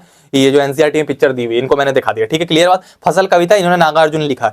फसल से तुम्हारे क्वेश्चन जनरली बोर्ड एग्जाम में आते हैं, मैं तो एक्सपीरियंस से बता रहा हूं, जनरली आते हैं बोर्ड एग्जाम में फसल से क्वेश्चन, क्लियर बात। पहले क्वेश्चन पे हम लोग आते हैं कि फसल हाथों के स्पर्श की गरिमा और महिमा किस प्रकार है। ये क्वेश्चन इंपॉर्टेंट है भाई, बोर्ड में छपता है, क्वेश्चन छप गया, ये भी तुम्हारे प्री बोर्ड के पेपर में छप गया, लिख के ले लो तुम, इंपॉर्टेंट क्वेश्चन है भाई साहब, छपने वाला है तुम्हारे प्री बोर्ड के पेपर में, गारंटी वाली बात है। फसल हाथों की महिमा और गरिमा किस प्रकार, इसका आंसर तुम देख लो। यहां पर कवि कहना चाहता है कि प्रकृति के तत्वों के साथ साथ हाथ, किसान की मेहनत भी फसल की पैदावार के लिए बहुत जरूरी है। बिना किसान के हाथ की मेहनत की फसल की पैदावार नहीं हो सकती, कवि कहना चाह रहा है यहाँ पर, क्लियर बात। ये क्वेश्चन बहुत इंपॉर्टेंट है, क्लियर बात। उसका तुम्हारा क्या, फसल की उपजने के लिए क्या क्या, कौन कौन सी चीजें आवश्यक है। पहले बात तो किसान की मेहनत आवश्यक है, नदियों का जल, उपजाऊ मिट्टी, हवा और सूर्य का प्रकाश, इतनी चीजें इंपॉर्टेंट है तुम्हारे, ठीक है, इंपॉर्टेंट। यही दो क्वेश्चन तुम्हारे आ सकते हैं इसमें, और कुछ नहीं आ सकता तुम्हारे, लिख के तुम ले लो, यही दो क्वेश्चन तुम्हारे आ सकते हैं, क्लियर बात। उसका नेक्स्ट क्वेश्चन तुम्हारा, कवि के अनुसार फसल क्या है, तो ये भी क्वेश्चन तुम्हें लिखना है, एनसीईआरटी क्वेश्चन इंपॉर्टेंट, ठीक है। ये तीन क्वेश्चन तुम कर लो, इसके अलावा तो कुछ करने की जरूरत नहीं चैप्टर से, क्लियर बात। इतना तो तुम कर लोगे भाई, इसमें तुम्हें महारत हासिल हो जाएगी इतनी चीजों में। अगर तुम जितने क्वेश्चन मैंने दिए उतना अगर तुम कर लेते हो तो गारंटी वाली बात है, मैं मजाक नहीं कर रहा, इतना अगर तुम कर लोगे भाई, टॉपर पीछे तुम आगे, मैं फिर से बता दे रहा हूं, तुम्हारे क्लास का टॉपर पीछे, बहुत सारे बच्चों ने हमारे चैनल से टॉपर को पीछे किया, तुम्हारा अगला नंबर तुम भी टॉपर को पीछे करोगे, तुम खुद आगे जाओगे, क्लियर बात, ठीक है, इंपॉर्टेंट। उसका तुम्हारा क्या है, नेक्स्ट चैप्टर संगतकार, मंगलेश डाबरकर ने को लिखा, इंपॉर्टेंट चैप्टर तुम्हारा ये संगतकार। संगतकार थोड़ा घुमा हुआ चैप्टर, मैं तो क्लियर करता हूं पहले।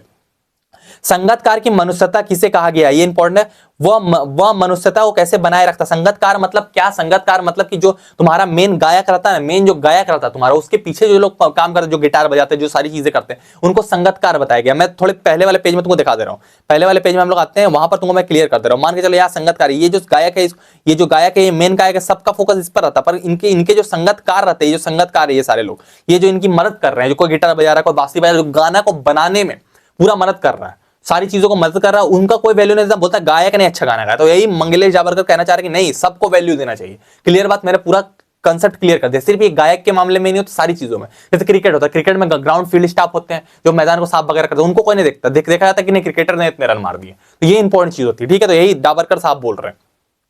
पहला चीज तुम्हारा क्या है, संगतकार की मनुष्यता किसे बताया गया है, वह मनुष्यता को कैसे, ये इंपॉर्टेंट चीज है, इंपॉर्टेंट क्वेश्चन है, बोर्ड में छपने वाला क्वेश्चन है, क्लियर मैं कर दूं तुमको, ठीक है। मनुष्यता क्या है, संगतकार की मनुष्यता मतलब कि गायक के सुर को धीमा नहीं पड़ने देता, उसके साथ सुर में सुर मिला के चलता है वो, ठीक है, इंपॉर्टेंट चीज है, ठीक है। इसलिए संगतकार जरूरी है। संगतकार कविता आम लोगों से क्या अपेक्षा है, कवि की आम लोगों से यह अपेक्षा कि संगतकार को भी थोड़ी वैल्यू प्रोवाइड की जाए, जो पीछे गायक वगैरह रहते हैं उसको भी थोड़ी वैल्यू प्रोवाइड की जाए, मेन गायक के साथ, इंपॉर्टेंट चीज है, ठीक है। फिर हमारा नेक्स्ट क्वेश्चन है, संगतकार कविता के माध्यम से कवि किस प्रकार की व्यक्ति की ओर संकेत कर रहा है। कवि कलाकार के सहायक सहयोगियों की ओर संकेत कर रहा है। सहायक सहयोगी मतलब जो गायक, जो कोई बांसुरी बजा रहा है, कोई गिटार बजा रहा है, इन पर संकेत कर रहा है, वो संकेत करना चाह रहा है। जैसे कि सहायक गायक जो तुम्हारा है, वाद्य यंत्रकार आदि, वाद्य यंत्रकार मतलब जैसे कोई गिटार बजा रहा है तो उसकी ओर संकेत कर रहा है, इंपॉर्टेंट चीज है, ठीक है। उसका संगतकार जैसे व्यक्ति संगीत के अलावा और किन्हीं क्षेत्रों में दिखाई देते हैं, संगीत के अलावा भी क्षेत्रों में, जैसे मैंने तुम्हें क्रिकेट का एग्जांपल दिया, तो तुम्हारा नाटक हो गया, नृत्य हो गया, फिल्म हो गया, क्रिकेट वगैरह हो गया, उसमें भी तुम्हारे संगतकार जैसे व्यक्ति दिखाई देते हैं, ठीक है। तो कोई भी किसी को अगर सपोर्ट कर रहा है किसी काम करने में तो वो उसका संगतकार है, क्लियर बात। उसका कभी कभी ऊंचाई पर पहुंचकर मुख्य गायक का स्वर बिखरने लगता है, उस समय संगतकार उसे बिखरने से कैसे बचा लेता है, इंपॉर्टेंट क्वेश्चन। गायक का स्वर में अपना स्वर मिलाकर संगतकार उसमें साहस और हौसला देकर, संगतकार यहाँ पर जो ऑडियंस है उसको ये बताया गया है। जैसे कि जो तुम्हारा पीछे वाला गायक रहता है वो क्या करता है, जब उसका स्वर नीचे पड़ने लगता है, जब बोलते बोलते, तब क्या करता है संगतकार उसके स्वर में अपना स्वर मिलाकर उसको बनाए रखता है, और जो सहयोगी रहते हैं, जो चेयर करने आते हैं, वो भी अपनी आवाज में आवाज मिलाते हैं, तो उनको हौसला देते हैं, तो गायक का स्वर बना रहता है, ठीक है। इतना इंपॉर्टेंट चीज है, सबको यहाँ संगतकार बताया गया है, सारी लोगों को, ठीक है, इंपॉर्टेंट चीज है।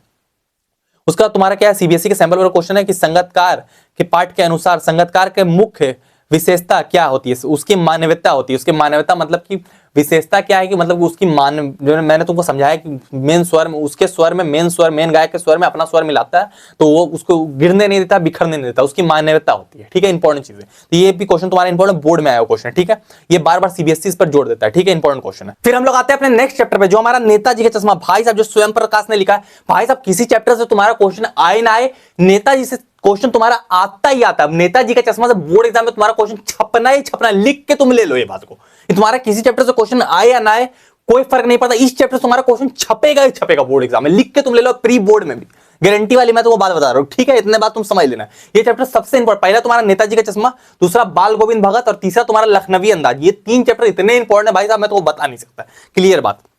ठीक है, फिर हम लोग आगे आते हैं। पान वाले को क्या बात मजेदार लगी और क्यों? पान वाले को कौन सी बात मजेदार लगी और क्यों? देखो, नेताजी की जो मूर्ति बनी हुई थी वो संगमरमर की थी। जब उसमें प्लास्टिक का चश्मा लगता था तब पान वाले को मजेदार लगती थी वो सारी बात। पान वाला बहुत हंसमुख आदमी था, हंसी दूसरे का मजाक उड़ाने वाला आदमी था। ठीक है, इसलिए ये सारी बातें उसको मजेदार लगती थी। ठीक है, देशभक्ति भावना तो थी नहीं उसमें, इंपॉर्टेंट चीज है। ठीक है, उसके बाद तुम्हारा क्या, नेताजी की मूर्ति पर लगे असली चश्मे को देखकर हालदार साहब के मन में क्या विचार आया? हालदार साहब भावुक हो गए, उनको लगा यार अभी भी देशभक्ति की भावना। हालदार साहब बहुत ही देशभक्त आदमी थे। क्लियर बात। उसका तुम्हारा क्या, सेनानी ना होते हुए भी लोग चश्मे वाले को कैप्टन, भाई साहब छप गया ये प्री बोर्ड के पेपर में, तुम्हारा छप गया, लिख के ले लो। ये क्वेश्चन आ गया तुम्हारे पेपर में, 2 नंबर का, लिख लो तुम, इस बात को लिख के रख लो तुम, गारंटी वाली बात, मैं मजाक नहीं कर रहा। ये जो क्वेश्चन है तुम्हारा छप गया तुम्हारे पेपर में। तुम्हारा जो सेनानी ना होते हुए लोग चश्मे वाले को कैप्टन क्यों कहते हैं, ये क्वेश्चन इंपॉर्टेंट है भाई, छपने वाला क्वेश्चन है। क्यों कहते रहे? क्योंकि देशभक्ति की भावना उसमें कूट कूट कर भरी थी। कैप्टन एक लंगड़ा आदमी था जो चश्मा बेचता था। क्लियर बात। बूढ़ा लंगड़ा आदमी था जो चश्मा बेचता था। ठीक है, जिसकी एक टांग थी।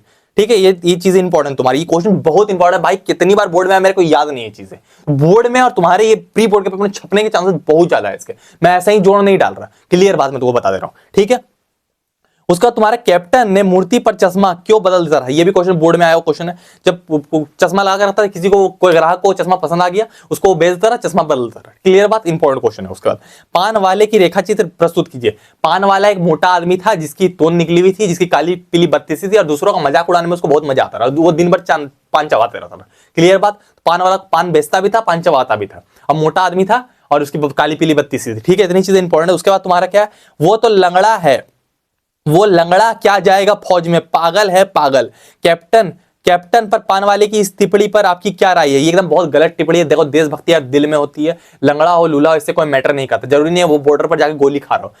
तो सुभाष चंद्र की बोस जी की मूर्ति पर उन्हें चश्मा लगाकर ये साबित कर दिया कि उसमें देशभक्ति की भावना थी। तो ये पान वाले को तो कुछ फर्क नहीं पड़ता, दूसरे का मजाक उड़ाने से उसको कोई फुर्सत नहीं है, तो क्या करेगा वो, इसी टाइप की बातें करेगा। तो ये बहुत ही खराब टिप्पणी की थी पान वाले ने। इंपॉर्टेंट क्वेश्चन है ये भी। हालदार साहब मायूस क्यों हो गए? मूर्ति पर चश्मा नहीं लगा देखकर हालदार साहब मायूस हो गए। ठीक है, मूर्ति पर सरकंडे का चश्मा क्या उम्मीद जगाता है? जब कैप्टन मर गया था तब, जब चश्मा तो लग नहीं रहा था, उस समय एक बच्चे ने सरकंडा एक बांस होता है, लंबा सा बांस होता है, पतला बांस, उसका चश्मा लगा दिया। उससे उम्मीद जगती है कि देशभक्ति की भावना अभी भी जीवित है हमारे देश में, बच्चे में देशभक्ति है हमारे देश में। ये क्लियर बात। ठीक है, उसके बाद हालदार साहब इतनी सी बात पर भावुक क्यों हो गए? मूर्ति पर सरकंडे का चश्मा ना लगा हुआ देखकर वो हालदार साहब भावुक हो गए। भैया देखा कि देशभक्ति की भावना कितनी ज्यादा है हमारे देश के लोगों में, इतनी चीजें इंपॉर्टेंट है। ठीक है, उसके बाद हालदार साहब किसके बारे में सोचते रहे? मूर्ति के बारे में सोचते रहे हालदार साहब। पान वाला हालदार साहब की बात सुनकर क्यों हंसा? हालदार साहब ने पूछा कि जो कैप्टन है क्या ये सेनानी वगैरह है क्या? इसको देखकर वो तो लंगड़ा था, तो पान वाला हंसने लगा इस बात को सुनकर। ये भी इतने सारे क्वेश्चन देखो भाई, इस चैप्टर से क्वेश्चन तुम्हारे बोर्ड में आने वाले हैं। 11-12 क्वेश्चन मैंने दिए, ज्यादा क्वेश्चन दिए, बार बार क्वेश्चन इसे बोर्ड में आते हैं। मैं तो पहले क्लियर कर दूं, ये इंपॉर्टेंट चीज है। ठीक है, इंपॉर्टेंट क्वेश्चन है सारे। ठीक है, क्लियर बात। फिर हम लोग आगे बढ़ते हैं। आगे हमारा कि नेताजी का चश्मा स्वयं प्रकाश, इसमें तुम्हारा 5 नंबर का सीबीएसई के सवाल छपा हुआ है। 5 नंबर का छपा हुआ है क्वेश्चन तुम्हारे पेपर में। क्लियर बात में तो बता, छपने वाला है ये क्वेश्चन, बहुत ज्यादा चांस है, क्योंकि सीबीएसई के सैंपल पेपर में दिया हुआ है। एक स्टोरी दे दी गई है और तुम्हें क्वेश्चन दिया गया है कि जीप कस्बा छोड़कर आगे बढ़ गई। ये क्वेश्चन तुम्हारे जीप कस्बे से आगे बढ़ गई, तुम्हें बनाकर दिया हुआ क्वेश्चन आ सकता है, गारंटी वाली बात है। ठीक है, हालदार साहब किसके विषय में सोचते रहे? मूर्ति के बारे में सोचते रहे। उसके बाद तुम्हारा क्या है, वरना तो देशभक्ति आजकल मजाक की चीज है। इसके बारे में क्या है, आजकल देशभक्ति हास्यास्पद बना गया है। ये भी क्वेश्चन इंपॉर्टेंट है। ये सारा एमसीक्यू है तुम्हारे, जो तुम्हारे सीबीएसई के सैंपल में छपे हुए आ सकते हैं। ठीक है, उसका तुम्हारा क्या है, तुम कर लेना, ठीक है। इंपॉर्टेंट क्वेश्चन, दूसरी बार जब हवलदार साहब गए थे तो वहां मूर्ति पर नया चश्मा लगा हुआ था। जब दूसरी बार वो पार हुआ तो उस चश्मा को उसने भेजा। नेताजी के पाठ पर हमें क्या देशभक्ति के प्रति उम्मीद जगाता है नेताजी का चश्मा, ये पाठ जो है, ठीक है। इतनी चीजें तुम कर लोगे भाई, तुम्हारे लेवल का कोई नहीं रहेगा इस चैप्टर में अगर तुम 10 से 12 क्वेश्चन कर लोगे। मैंने जो दिए भाई, तुम अपने टॉपर को पीछे छोड़ दोगे, लिख के मैं तुमको बता दे रहा हूँ, ठीक है, गारंटी वाली बात है। फिर हम लोग आगे बढ़ते हैं। बाल गोविंद भगत, बाल गोविंद भगत भी चैप्टर बहुत अच्छा है, इससे भी क्वेश्चन आता है, सीबीएसई का फेवरेट चैप्टर है, ठीक है। बाल गोविंद भगत जी के गीतों कि खेतों में काम करते हुए लोगों की आते जाते पर क्या प्रभाव पड़ता रहा। बाल गोविंद भगत के गीतों का क्या प्रभाव पड़ता रहा, वो एकदम नाचने लगते थे, मतलब वो कबीर के गीतों को गाते थे, मतलब वो खटाखट काम करने लगते थे गीतों को सुनकर, ठीक है। उसका नेक्स्ट क्वेश्चन तुम्हारा कि बाल गोविंद भगत की पुत्र वधू उन्हें अकेला क्यों नहीं छोड़ना चाहती थी। भाई साहब छप गया तुम्हारे प्री बोर्ड के पेपर में, क्वेश्चन छप गया, लिख के ले लो, तुम्हें छप गया तुम्हारे प्री बोर्ड के पेपर में। ये क्वेश्चन बहुत ज्यादा इंपॉर्टेंट। बाल गोविंद भगत की पुत्र वधू, उनकी जो बहू थी, उनको अकेला क्यों नहीं, क्योंकि वो बूढ़े हो गए थे, उनके बेटे के मरने के बाद उनकी सेवा पानी कौन करेगा, इसको सोचकर वो उनको अकेला नहीं छोड़ना चाहते। क्लियर बात, इंपॉर्टेंट क्वेश्चन है भाई, बोर्ड में बार बार आता है क्वेश्चन, मैं तुमको क्लियर कर दूं, ठीक है, इंपॉर्टेंट क्वेश्चन है। उसके बाद नेक्स्ट क्वेश्चन है तुम्हारे खेती बाड़ी से जुड़े गृहस्थ बाल गोविंद भगत साधु क्यों कहलाते थे। क्या साधु इसलिए कहलाते थे क्योंकि कबीर के गीतों को गाते थे और वो साधु की तरह वेशभूषा रखते थे, इसलिए वो उसने उनका घर पिता परिवार भी था, फिर भी वो साधु कहलाते थे, ठीक है। उसके बाद तुम्हारा बाल गोविंद भगत के व्यक्तित्व और उनकी वेशभूषा का अपने शब्दों में चित्रण कीजिए। उनका व्यक्तित्व एकदम साधु की तरह था, वो मजले कद के थे, उनकी लंबी दाढ़ी थी, वो जटाजूट की माला पहनते थे, वो जो कबीर वाला माला पहनते थे, और कबीर वाली टोपी लगाते थे। वो कबीर वाली टोपी ये तुम्हें दिख रही है यार, ये इनका माला दिख रहा है, ठीक है। इस तरीके से वो लगते थे, साधु की तरह वो लगते थे, और वो कभी झूठ नहीं बोलते थे, सबसे दो टूक व्यवहार करते थे और सही चीजों के बारे में बात करते थे वो, और दिन रात वो कबीर के गीतों को गाते थे, ठीक है। इंपॉर्टेंट चीज है, तो इतनी चीजें मैंने बता दी। बाल गोविंद भगत अपने सुस्त बेटे के साथ कैसा व्यवहार करते थे, बहुत अच्छा व्यवहार करते थे। उनकी एक बेटे की बहू भी थी, उन्होंने शादी भी करा दी थी अपनी बेटी की, और उनका बेटा थोड़ा पगला सा था, ठीक है, फिर भी उन पर बहुत वो अच्छा व्यवहार करते थे उनके साथ, ठीक है। इंपॉर्टेंट चीज है। उसका तुम्हारा क्या है, अपने बेटे की मृत्यु हो जाने पर भगत जी ने अपनी भावनाएं कैसे स्पष्ट की। भावनाएं कैसे, उन्हें बेटे के मृत शरीर को लिटा दिया, आगे चिराग जला दिया, फूल छीड़ दिया और लगातार गीत गाने लगे, और अपनी पुत्र वधू को रोने से मना किया। उन्होंने कहा उत्सव मनाने का समय है, आत्मा से परमात्मा का मिलन हो गया है। तो वो भगत इस तरह से विश्वास रखते थे, ठीक है। तो इंपॉर्टेंट चीज है। उसके बाद धान रोपाई के समय समूचे माहौल को भगत जी की लहरिया किस तरह चमत्कृत कर देती थी। इंपॉर्टेंट क्वेश्चन है, ये भी इंपॉर्टेंट, ठीक है। उसके बाद जो गीत गाते हैं तो सबके हाथ लगातार खटा चलने लगते थे, ठीक है, उनके गीत को सुनकर। बाल गोविंद भगत की दिनचर्या में आचरण क्यों थे, अचरज का काम क्यों थे, क्योंकि वो काली कमली, एकदम ठंडी के दिन में वो काली कमली ओढ़कर सुबह 4 बजे भोर गीत गाने लगते थे, इसलिए अचरज का कारण बना। भाई इतने सुबह बिना कपड़ों के, कम कपड़ों के, काली कमली ओढ़ कैसे कोई बंदा ऐसी चीजें कर सकता है। इंपॉर्टेंट चीज है, ठीक है। उसका तुम्हारा क्या है, बाल गोविंद भगत के मधुर गायन की विशेषताएं बताइए, भी क्वेश्चन इंपॉर्टेंट, ठीक है। फिर हम लोग आगे बढ़ते हैं। आगे तुम्हारे सीबीएसई के सैंपल में 1 नंबर का छपा हुआ कि बाल गोविंद भगत जी के हमें जीवन से क्या प्रेरणा देता है, कि आडंबर से दूर रहकर ईश्वर की भक्ति करने की देता है। इंपॉर्टेंट क्वेश्चन है, ये सीबीएसई के सैंपल पेपर में छपा हुआ है कि काली कमली ओढ़कर वो गाना गाते रहे, जो कि तुम्हारे जो काम करने वाले किसान उनके हाथ खटाखट चलने लगते थे, वो कबीर के गीतों को गाने गाते थे और बहुत मधुर गाते थे। क्लियर बात, इतनी चीज, काली कमली ओढ़ कर रहते रहे ठंडे के दिनों में। क्लियर बात, सिर्फ पतली सी काली कमली और कुछ नहीं, ऐसे वो मतलब कि बिना कमली के रहते थे, ठीक है, साधु की तरह रहते थे, बिल्कुल, ठीक है। फिर हम लोग नेक्स्ट चैप्टर पे आते हैं, जो हमारा लखनवी अंदाज। इससे भाई बोर्ड में बार बार क्वेश्चन आता है, जो यशपाल ने लिखा है, बार बार बोर्ड में इससे क्वेश्चन आता है। मैं तो पहले क्लियर कर दूं। पहला, लेखक लखनवी अंदाज के पाठ के आधार पर बताइए कि लेखक ने सेकंड क्लास का टिकट ही क्यों खरीदा। ये क्वेश्चन बार बार बोर्ड में आता है, बहुत इंपॉर्टेंट, छप सकता है तुम्हारे प्री बोर्ड में क्वेश्चन, मैं तो क्लियर बता दूं। बार बार सेकंड क्लास से लेकर, पहला चीज नवाब साहब और सेकंड क्लास, ये 2 चीजों से लेकर क्वेश्चन बोर्ड में बनता है, मैं तो क्लियर कर दूं। सेकंड क्लास का टिकट इसलिए लेखक ने खरीदा, जो यशपाल जी थे, क्योंकि वो फर्स्ट क्लास के ट्रेन की 2 टिकट होती है, पहला एक फर्स्ट क्लास, दूसरा एक सेकंड क्लास। सेकंड क्लास में क्या लोग कम रहते हैं, फर्स्ट क्लास में ज्यादा लोग रहते हैं, सेकंड क्लास थोड़ा नीचे क्लास क्वालिटी का क्लास रहता है। उन्होंने सोचा वो अकेले जाएंगे, और वो तो कहानियां वगैरह लिखते थे, तो उनको कहानी सोचने के लिए समय मिल जाएगा, इसलिए उन्होंने सेकंड क्लास का टिकट खरीदा, ठीक है। इंपॉर्टेंट क्वेश्चन है, ठीक है, और उनको मिल गया नवाब साहब, ठीक है, इंपॉर्टेंट क्वेश्चन है। उसका तुम्हारा क्या, नवाब साहब बहुत यत्न से खीरा को काटा, नमक मिर्च बुरका, अतः सूंघ कर खिड़की से बाहर फेंक दिया। उन्होंने ऐसा क्यों किया होगा भाई साहब, उन्होंने अपनी नवाबी दिखाने के लिए ऐसा किया। जो लखनऊ के नवाब थे, उन्होंने नवाबी दिखाने के लिए ऐसा किया, क्योंकि लेखक ने खीरा खाने से मना कर दिया। इन्होंने बोला यार ये नहीं खाएगा, मैं भी नहीं खाऊंगा। क्लियर बात, खीरा क्या होता है, तुम बोले भैया खीरे से कैसी लालच, खीरे से कैसी लालच हो सकती है भाई, जब गर्मी का दिन रहता है ना, तो खीरे से भी लालच लगती है, ऐसी बात नहीं है। तो यहाँ पर दिखाया गया कि खीरे से इनको लालच लगती है।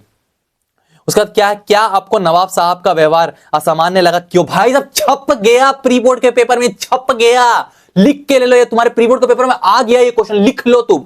ये क्वेश्चन बार बार आता है भाई, प्री बोर्ड में बार बार आता है ये क्वेश्चन। क्या आपको नवाब साहब का व्यवहार असामान्य लगा, क्यों? ये 2 नंबर का क्वेश्चन बार बार तुम्हारे प्री बोर्ड में आता है, मैं तुमको बार बार बता रहा हूं। असामान्य इसलिए लगा क्योंकि वो सामान्य बिहेवियर ने, उन्होंने खीरा काटकर खाकर बिना खाए फेंक दिया सूंघकर, इसलिए पूरी तरह से असामान्य लगा हुआ है। तुम और चीजें लिख सकते हो, एनसीईआरटी का क्वेश्चन है, ये इंपॉर्टेंट क्वेश्चन है, थोड़ा घुमा कर दिया गया इंपॉर्टेंट पर, प्री बोर्ड में छपता है क्वेश्चन, सीबीएसई का सैंपल उन्होंने दिया हुआ।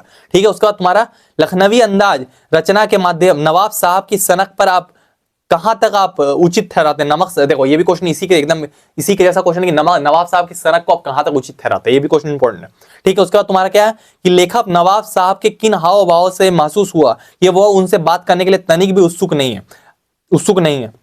उन्होंने देखा कि नवाब साहब बिल्कुल भी खुश नहीं, वो अकेले खीरा खाना चाहते थे, जैसे लेखक अकेले रहना चाहता था सेकंड क्लास के डिब्बे में, वैसे ही नवाब साहब ने सोचा कि भाई मैं अकेले सफर कर लूं। तो इसलिए क्या कि सेकंड क्लास में कोई जल्दी सफर नहीं करता। ट्रेन की सेकंड क्लास की जो बोगी रहती है, मतलब वो क्या है, वो सेकंड क्लास की ट्रेन ही रहती है, वो मतलब उसमें सारा सुविधा नहीं, तो खाली खिड़की रहती, कोई एयर कंडीशनर वगैरह नहीं होता। ठीक है, इंपॉर्टेंट चीज है। तो उसके बाद इच्छा ना होते हुए भी लेखक ने नवाब साहब और लेखक दोनों ने खीरा नहीं खाया, क्यों? दोनों को थी, लेखक पहले मना कर चुके थे इच्छा होने के बाद भी, और नवाब साहब नवाबी दिखाने के लिए खीरा नहीं खाए, दोनों ने खीरा नहीं खाया, खीरा वेस्ट हो गया। क्लियर बात? क्योंकि नवाब साहब ने पूछा था क्या आप फरमाएंगे, उन्होंने बोला नहीं, एक बार मना कर दिया था, दूसरी बार पूछा तो उन्होंने नहीं खाया, इन्होंने 2 बार मना कर दिया, उन्होंने बोला यार मैं भी नहीं खाऊंगा, खत्म कहानी।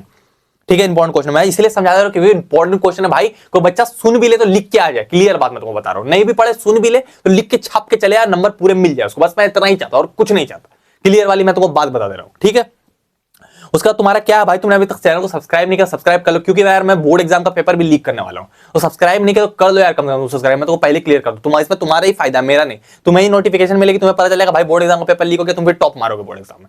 क्लियर बात मैं तुमको बता रहा हूं। ठीक है, तुम चैनल को सब्सक्राइब कर लो जल्दी से। ठीक है, फिर हम लोग आगे बढ़ते हैं। लेखक के मुंह में पानी आ रहा था, लेखक ने खीरा खाने से इनकार क्यों कर दिया? इनकार इसलिए कर दिया क्योंकि पहली बार भी वो इनकार कर चुके थे, और दूसरी बार उन्होंने पानी आ रहा था नमक मिर्च में, उसके बाद भी उन्होंने मना कर दिया। ठीक है, यशपाल की कविता इंपॉर्टेंट कविता है। ठीक है, एक कहानी यह भी, मन्नू भंडारी, ये कविता बहुत इंपॉर्टेंट है। ये पहला क्वेश्चन तुम्हारा कि महानगरों के फ्लैट कल्चर और लेखिका मन्नू भंडारी की पड़ोस कल्चर में क्या अंतर दिखाई देता है? फ्लैट कल्चर मतलब कि फ्लैट में जैसे तुम लोग रहते हो, फ्लैट में रहते हो, फ्लैट में बगल पड़ोसी रहते हैं, और पहले गांव में क्या रहता है, पड़ोस कल्चर रहता है। ये है उनके बगल में उनके पड़ोसी है, तो इन पर क्या अंतर है? ये इंपॉर्टेंट क्वेश्चन है, सीबीएसई के सामने छपा हुआ है। ठीक है, तो इंपॉर्टेंट है ये क्वेश्चन। ठीक है, 2 नंबर का छपा। उसके बाद तुम्हारा मन्नू भंडारी के व्यक्तित्व में किन किन व्यक्तियों कि किस रूप में प्रभाव पड़ा, व्यक्तित्व पर किन किन व्यक्तियों का प्रभाव पड़ा? मन्नू भंडारी एक लड़की थी जो कॉलेज स्टूडेंट थी। ठीक है, मन्नू भंडारी बाद में उम्र हो गई थी, तो वो खुद लेखक है इन कविता की, तो वो ऐसी दिखने लगी, पहले वो एक लड़की हुआ करती थी। ठीक है, इस तरीके के पहला तो उनके अपने पिता का प्रभाव पड़ा, उनके जो पिता थे,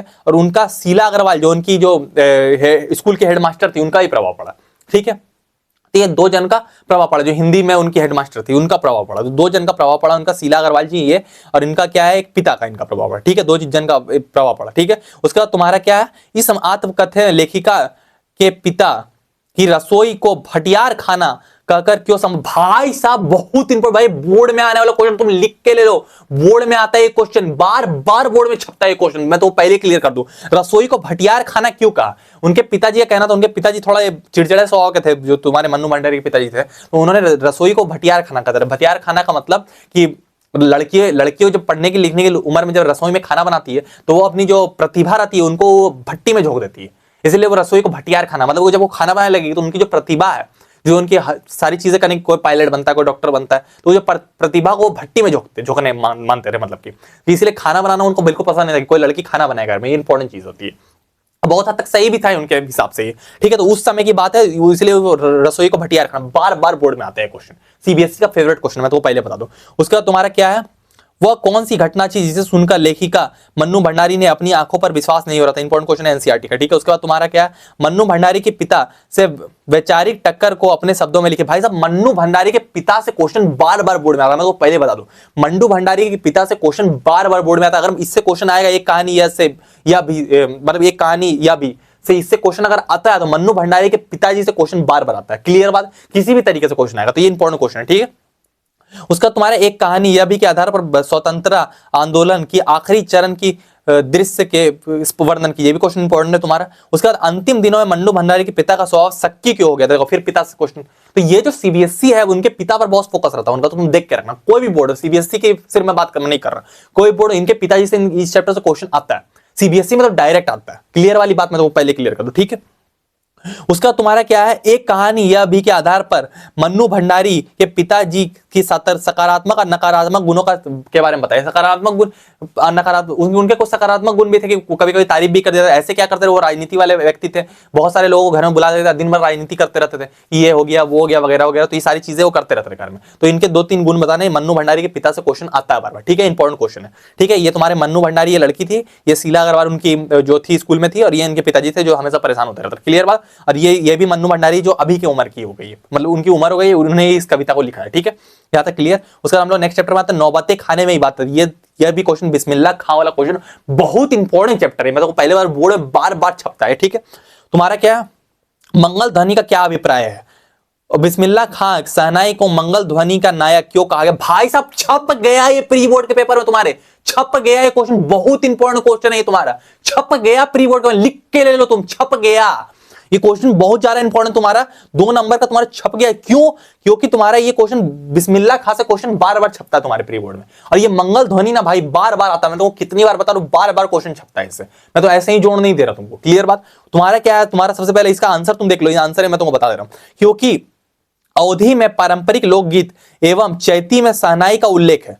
इसको मंगल ध्वनि शहनाई को इसलिए बोलते कि अवधि और अवधि के पारंपरिक लोकगीत और चैती में इसका उल्लेख है, और यह मंगल परिवेश प्रतिष्ठित करने वाला वाद है, इसलिए इसको इसका जिक्र किया था बार बार, ठीक है। हम लोग कलर चेंज कर लेते, कलर ये वाला नजर नहीं आ रहा, ठीक है, ब्लू कलर हम लोग ले लेते हैं। ये इसमें इंपॉर्टेंट क्वेश्चन, शहनाई की दुनिया में डुमराव को क्यों याद किया जाता है। डुमराव एक जगह है, इसलिए शहनाई की दुनिया में डुमराव को याद किया, क्योंकि डुमराव शहनाई जहां से फूकी आती है, जहां से शहनाई को फूका जाता है, यहाँ पर जैसे फूका जाता है शहनाई को, वहां पर उसकी एक रीड होती है। रीड क्या होता है, रीड एक तरह का बांस का एक बना हुआ चीज होती है।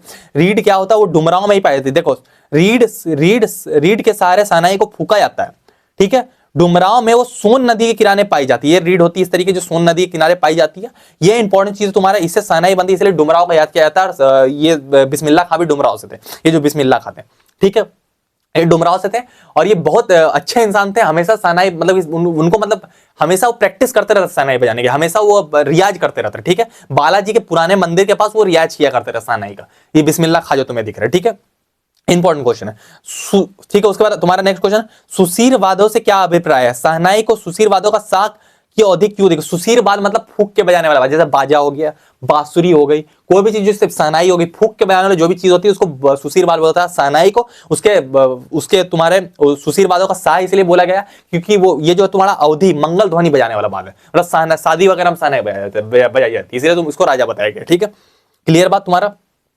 काशी में रहे कौन से परिवर्तन बिस्मिल्लाह खां को व्यथित कर रहे थे, व्यथित मतलब परेशान कर रहे थे बिस्मिल्लाह खां को। बिस्मिल्लाह खां पहले, अभी के काशी में क्या मिठाई मिलना बंद हो गई, बहुत सारी चीजें मिलना बंद हो गई है, कचौरियां मिलना बंद हो गई है, ये सारी चीजों बिस्मिल्लाह खां बहुत परेशान हो गए थे।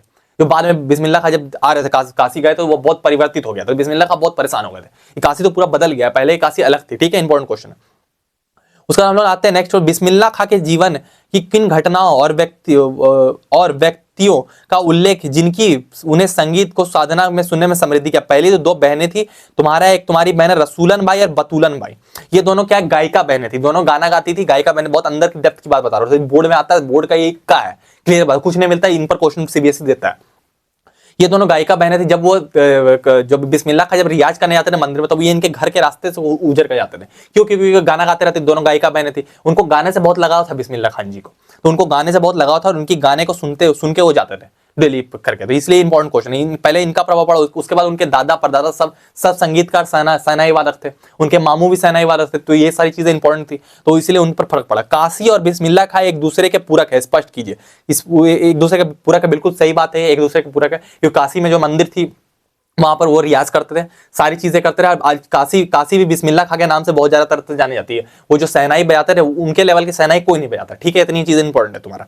उसका तुम्हारा अमीरुद्दीन, बिस्मिल्लाह खां का नाम अमीरुद्दीन था, अमीरुद्दीन ने रसूलन बाई और बतूलन बाई के घर वाला रास्ता क्यों पसंद था, क्योंकि वो बालाजी के मंदिर में रियाज करते थे, और रसूलन बाई और बतूलन बाई के रास्ते से ठुमरी ठप्पे सुनाए देते, मतलब उनके गाने के स्वर सुनाए देते, इसलिए उनको पसंद था, ठीक है, इंपॉर्टेंट चीज, दोनों जुड़वा बहनें थी, गायिका बहनें थी, ठीक है, इंपॉर्टेंट क्वेश्चन है। ये देखो तुम्हारे सीबीएसई का सैंपल में छपा हुआ है तुम्हारे, अमीरुद्दीन के रसूलन भाई और बतूलन भाई के घर वाला रास्ता क्यों, क्योंकि संगीत के प्रति बहुत ज्यादा रुचि थी उनको, असीम रुचि का बहुत ज्यादा रुचि थी, उनको गाना सुनना बहुत पसंद है, इसलिए उनको पसंद था, ठीक है। फिर हम लोग आते हैं संस्कृति कविता पे। संस्कृति कविता तुम्हारा, संस्कृति कविता भदन आनंद जी ने लिखा। ये इंपॉर्टेंट कविता है तुम्हारा कि सच्चे अर्थों में संस्कृत। भाई साहब छप गया ये क्वेश्चन तुम्हारे पेपर, लिख के ले लो। ये क्वेश्चन आ गया तुम्हारे प्री बोर्ड में, लिख के ले लो, गारंटी 110% गारंटी। ये क्वेश्चन छप गया तुम्हारे प्री बोर्ड में, लिख लो तुम इस बात को। ये क्वेश्चन सच्चे शब्दों में संस्कृत व्यक्ति किसे कहा जाता है, संस्कृति पाठ क्या। भाई साहब कितनी बार आया, मैं तुमको खुद नहीं बताता था ये क्वेश्चन कितनी बार आ चुका। संस्कृत व्यक्ति पर क्वेश्चन बार बार आता है, प्री बोर्ड में भी छपेगा और बोर्ड एग्जाम में भी छपेगा। मैं तो क्लियर कर दो, ये क्वेश्चन इतना इंपॉर्टेंट है, मैं तो बता नहीं सकता। सबसे पूरे 10 जितने बुक है तुम्हारे, दोनों सबसे बुक में सबसे इंपॉर्टेंट क्वेश्चन है तो यही वाला है, संस्कृत व्यक्ति। क्लियर बात। उसका तुम्हारा क्या है, संस्कृत व्यक्ति, सच्चे अर्थों में संस्कृत व्यक्ति किसे कहा जाता है। ये क्वेश्चन सबसे इंपॉर्टेंट है भाई, मैं तुमको बता रहा हूं। संस्कृत व्यक्ति वो रहता है जो क्या करता है, जो आविष्कार करता है। जैसे तुम्हारा न्यूटन, तो न्यूटन ने क्या करा, एप्पल गिरने का, एप्पल जो पेड़ से गिरा था तो उसका आविष्कार कर दिया था। तो कोई भी चीज का जो आविष्कार करता है उसको संस्कृत व्यक्ति कहा जाता है, आविष्कार कर जाता है जो। जैसे न्यूटन ने क्या गुरुत्वाकर्षण का आविष्कार किया था, ग्रेविटी, तो उसको संस्कृत व्यक्ति कहा जाता है। ठीक है, इंपॉर्टेंट क्वेश्चन है। उसके बाद आग की खोज बहुत बड़ी खोज मानी जाती है। इस खोज के पीछे प्रेरणा का मुख्य कारण क्या हो सकता है। आग की खोज के प्रेरणा के पीछे खाना पकाने के लिए प्रेरणा का यूज हो सकता है। आग की खोज बहुत बड़ी खोज मानी जा सकती है। ठीक है, ये चैप्टर इंपॉर्टेंट है। ठीक है, तुम्हारा लेखक की दृष्टि में सभ्यता और संस्कृति की सही समझ अब तक नहीं पहुंच पाई है। ये भी क्वेश्चन इंपॉर्टेंट, तुम देख लेना। उसका न्यूटन क्यों संस्कृत मानव के पीछे कौन कौन से तर्क दिए गए। न्यूटन को संस्कृत मानव इसलिए बताया क्योंकि उन्होंने गुरुत्वाकर्षण का खोज कर दिया था, इसलिए उसको उनको संस्कृत मानव बताया गया। ठीक है, इंपॉर्टेंट है। और उन्होंने बहुत सारे फॉर्मूला भी दिए थे, इंपॉर्टेंट चीज है। ठीक है, न्यूटन के द्वारा प्रतिदिन सिद्धांतों एवं ज्ञान की बात दूसरे बारीकियों को जानने वाले लोगों न्यूटन की तरह संस्कृत क्यों नहीं कहला सकते। देखो यार, जब तक कोई व्यक्ति किसी चीज का खोज नहीं करता ना, उसको संस्कृत व्यक्ति नहीं बोला जा सकता। न्यूटन ने गुरुत्वाकर्षण का खोज किया इसलिए उसको संस्कृत व्यक्ति, बहुत सारे व्यक्ति हैं और भी, पर उनको संस्कृत व्यक्ति नहीं बोला जा सकता। बहुत सारी बारीकियों को जानते हैं लेकिन उन्होंने खोज तो नहीं किया ना कोई चीज का। तो ये इंपॉर्टेंट चीज है। ठीक है, इंपॉर्टेंट है। उसका तुम किस महत्वपूर्ण आवश्यकताओं की पूर्ति के लिए सुई धागे का आविष्कार किया। कपड़े को बनाने के लिए सुई धागे का आविष्कार किया गया। इतना अगर तुम चीजें कर लेते हो भाई, यहां तक अगर तुम कर लेते हो भाई, 36 में तुम्हारे 26 के 26 नंबर कोई हिला नहीं पाएगा। मैं लिख के दे सकता हूं तुम्हें कि 36 में तुम्हारे 26 नंबर गारंटी हो गए होंगे। ये 12 अगर तुम इतने क्वेश्चन गिने चुने क्वेश्चन तुम कर लेते हो, इससे बाहर तुम्हारे बोर्ड एग्जाम तक, प्री बोर्ड तो छोड़ो, बोर्ड एग्जाम में भी तुम्हें महारत हासिल हो जाएगी। एक नंबर तुम्हारा कोई काट नहीं पाएगा क्वेश्चन में। लिख के तुम रख लो, लिख के रख लो गारंटी के साथ। कांग्रेचुलेशन तुम्हें अगर तुम यहां तक आए हो तो। ठीक है, हम लोग आ गए अब कृतिका में। ठीक है, अब हम लोग आते हैं कृतिका वाली बुक पे। अभी तक हमने क्षितिज में महारत हासिल कर ली है, अब कृतिका जो तुम्हारा 8 नंबर का आ रहा है उस पर हम लोग आते हैं। ठीक है, पहला चैप्टर तुम्हारा, इसमें 3 ही चैप्टर, माता का आंचल, उसके बाद तुम्हारा सना सना हाथ जोड़े और तुम्हारा मैं क्यों लिखता हूं। यही 3 चैप्टर है। तीनों चैप्टर तुम्हारे 8 नंबर के आने वाले, 4 नंबर का लॉन्ग आंसर आता है। क्लियर बात। पहला चैप्टर तुम्हारा माता का आंचल, जिस तुम्हारा शिव पूजन सहाय ने लिखा है। ठीक है, इंपॉर्टेंट चैप्टर है तुम्हारा माता का आंचल। ठीक है, क्लियर बात। तुम्हारा पहला क्वेश्चन है तुम्हारा माता पिता के प्रेम, माता का प्रेम पिता के प्रेम के अपेक्षा अधिक गहन, गहन मतलब गहरा होता है। माता क्या आंचल पाठ के आधार पर लिखे। इंपॉर्टेंट क्वेश्चन तुम लिख के लेना, 4 नंबर का छपता है, 4 नंबर का छपता तुम्हारा इंपॉर्टेंट क्वेश्चन है, मैं क्लियर कर दूं। ठीक है, उसका तुम्हारा भोलानाथ और उसके साथियों तो खेलने की सामग्री, आपके खेलने की सामग्री किस प्रकार भिन्न थी। भाई साहब छप गया तुम्हारे प्री बोर्ड का, छप गया। इंपॉर्टेंट क्वेश्चन 4 नंबर का छप गया तुम्हारे प्री बोर्ड के पेपर में। लिख के लो तुम, छप गया ये क्वेश्चन तुम्हारे प्री बोर्ड के पेपर में। ये जो क्वेश्चन है तुम्हारा भोलानाथ का सामग्री वाला क्वेश्चन बहुत ज्यादा इंपॉर्टेंट, मैं तो पहले क्लियर कर दूं तो बहुत ज्यादा इंपॉर्टेंट क्वेश्चन है तुम्हारे। खेलने भोलानाथ के खेलने की सामग्री, आपके खेलने की सामग्री भिन्न कैसे थी ये क्वेश्चन, क्योंकि तुम मोबाइल से डिजिटल गेम खेलते हो, वो लोग कैरम बोर्ड खेलते रहे, भागा भागी खेलते रहे, ये सारी चीजें खेलते रहे, पकड़म पकड़ाई खेलते रहे, ये सारी चीजें खेलते रहे। इंपॉर्टेंट क्वेश्चन है। इस पार्ट में बच्चे की दुनिया जैसी रची गई है वह आपके बचपन की दुनिया से किस प्रकार भिन्न है। ये भी क्वेश्चन बहुत ज्यादा इंपॉर्टेंट है, ये भी तुम देख के रखना, इंपॉर्टेंट क्वेश्चन है।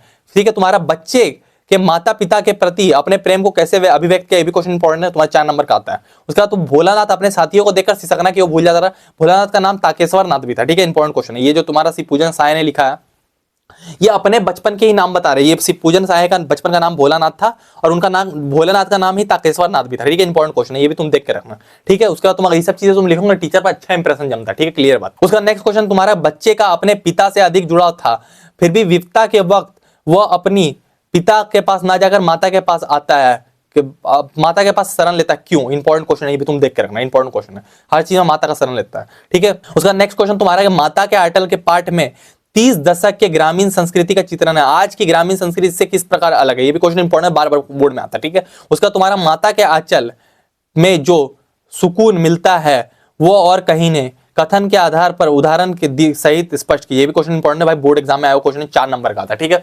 4 नंबर के थोड़ा लॉन्ग आंसर आता है, 50 to 60 वर्ड्स में तुम्हें लिखने होता है, 50 to 60 वर्ड्स में तुम्हें लिखने होते हैं इसके आंसर, ठीक है। इंपॉर्टेंट क्वेश्चन रहते हैं, सारे के सारे इंपॉर्टेंट रहते हैं। 50 to 60 वर्ड के अंदर तुम्हें लिखने रहते हैं, थोड़े लॉन्ग रहते हैं, तो तुम्हें लॉन्ग में लिखना कि 4 नंबर की तुम्हें मिल जाए, ये नहीं कि तुम शॉर्ट लिख के आ, लॉन्ग आंसर तुम्हें लिखना रहता है, ठीक है। 50 to 60 वर्ड में लिखना, ज्यादा लिखना ना कम लिखना, ठीक है, इतने इंपॉर्टेंट। फिर हम लोग आते हैं नेक्स्ट चैप्टर सना सना हाथ जोड़ी, इसमें क्वेश्चन ज्यादा है, चैप्टर बड़े हैं, इससे क्वेश्चन तुम्हारे आते हैं, ठीक है। मेहनत का बादशाह को भाई साहब छप गया, ये प्री बोर्ड में छप गया तुम्हारे पेपर में, लिख के ले लो, तुम्हारे प्री बोर्ड के पेपर में छप गया ये क्वेश्चन, लिख लो भाई, तुम, मैं मजाक नहीं कर रहा है, लिख छप गया ये क्वेश्चन तुम्हारे प्री बोर्ड के पेपर में। मेहनत का बादशाह का सर किसे कहा गया है और क्यों?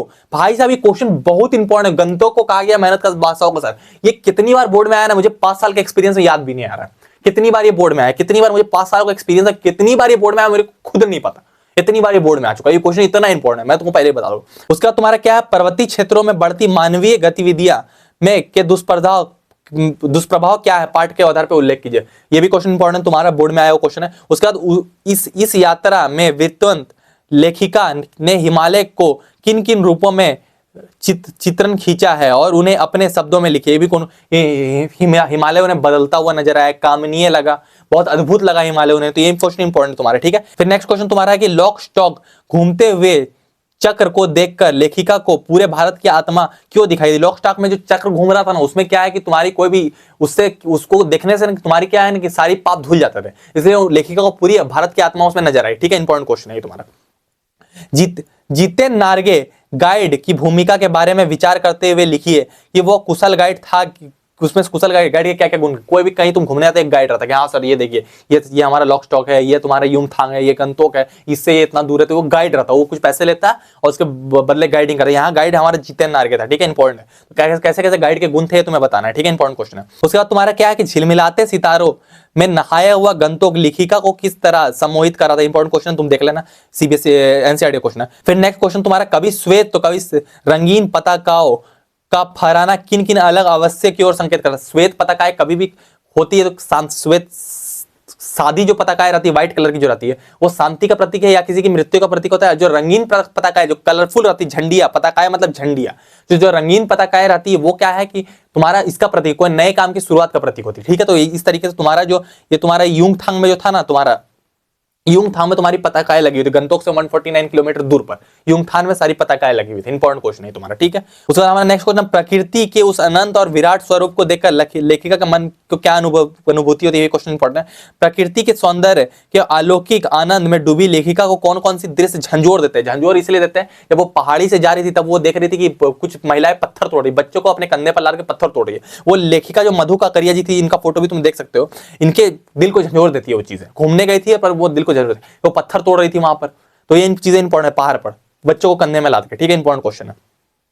उसका तुम्हारा क्या, कितना कम लेकर ये समाज को कितना अधिक वापस देती है, इस कथन पर क्या उन्हीं के बारे में वो बात कर रही है जो पत्थर तोड़ रही थी, ठीक है। फिर हमारा नेक्स्ट क्वेश्चन है, आजकल की पीढ़ी प्रकृति के साथ किस तरीके से खिलवाड़ कर रही है, इसे रोकने के लिए आप कौन सी भूमिका निभाना है, ये भी क्वेश्चन इंपॉर्टेंट, ठीक है। उसके बाद तुम्हारा कटाव में किसी भी दुकान का ना होना उसके लिए वरदान था, इस कथन को बताइए। दुकान नहीं होगी तो पोल्यूशन नहीं होगा, इसलिए कटाव के लिए वरदान था, कटाव में खाली हरियाली, ठीक है। उसके बाद तुम्हारा क्या है, उसका तुम्हारा देश की सीमा से बैठे फौजी किस तरह की कठिनाइयों से जूझते हैं, हमें उनके प्रति के उत्तरदायित्व तो होना चाहिए। ये भी क्वेश्चन इंपॉर्टेंट, 4 नंबर का आया था कभी कोई, ठीक है, इंपॉर्टेंट क्वेश्चन है, कम आता है लेकिन आता है, ठीक है। प्रकृति ने जल संचय किस तरह से किया है, उस प्रकृति ने क्या होता है, जब भी पहाड़ आता है उसमें क्या होता है, जब भी जल पड़ता है वहां पर बर्फ जम जाती है, उसके बाद क्या वो जल नदियों में चला जाता है, उससे तुम्हारा जल संचय हो जाता है, ठीक है। इंपॉर्टेंट क्वेश्चन मैं तुमको बता दिया। उसके बाद युमथांग और कटाव में अंतर स्पष्ट करें, बताइए कि आपको कौन सी स्थल पर आप प्रभावित हुए। ये क्वेश्चन इंपॉर्टेंट है तुम्हारा कि कौन से स्थल से ज्यादा प्रभावित है। युमथांग में तुम्हारा क्या था कि तुम्हारी झंडियां लगी हुई थी, और कटाव में तुम्हारा क्या बहुत ज्यादा हरियाली थी, ठीक है। इंपॉर्टेंट क्वेश्चन है, ये चैप्टर तुम्हारा खत्म, इतना अगर तुम कर लोगे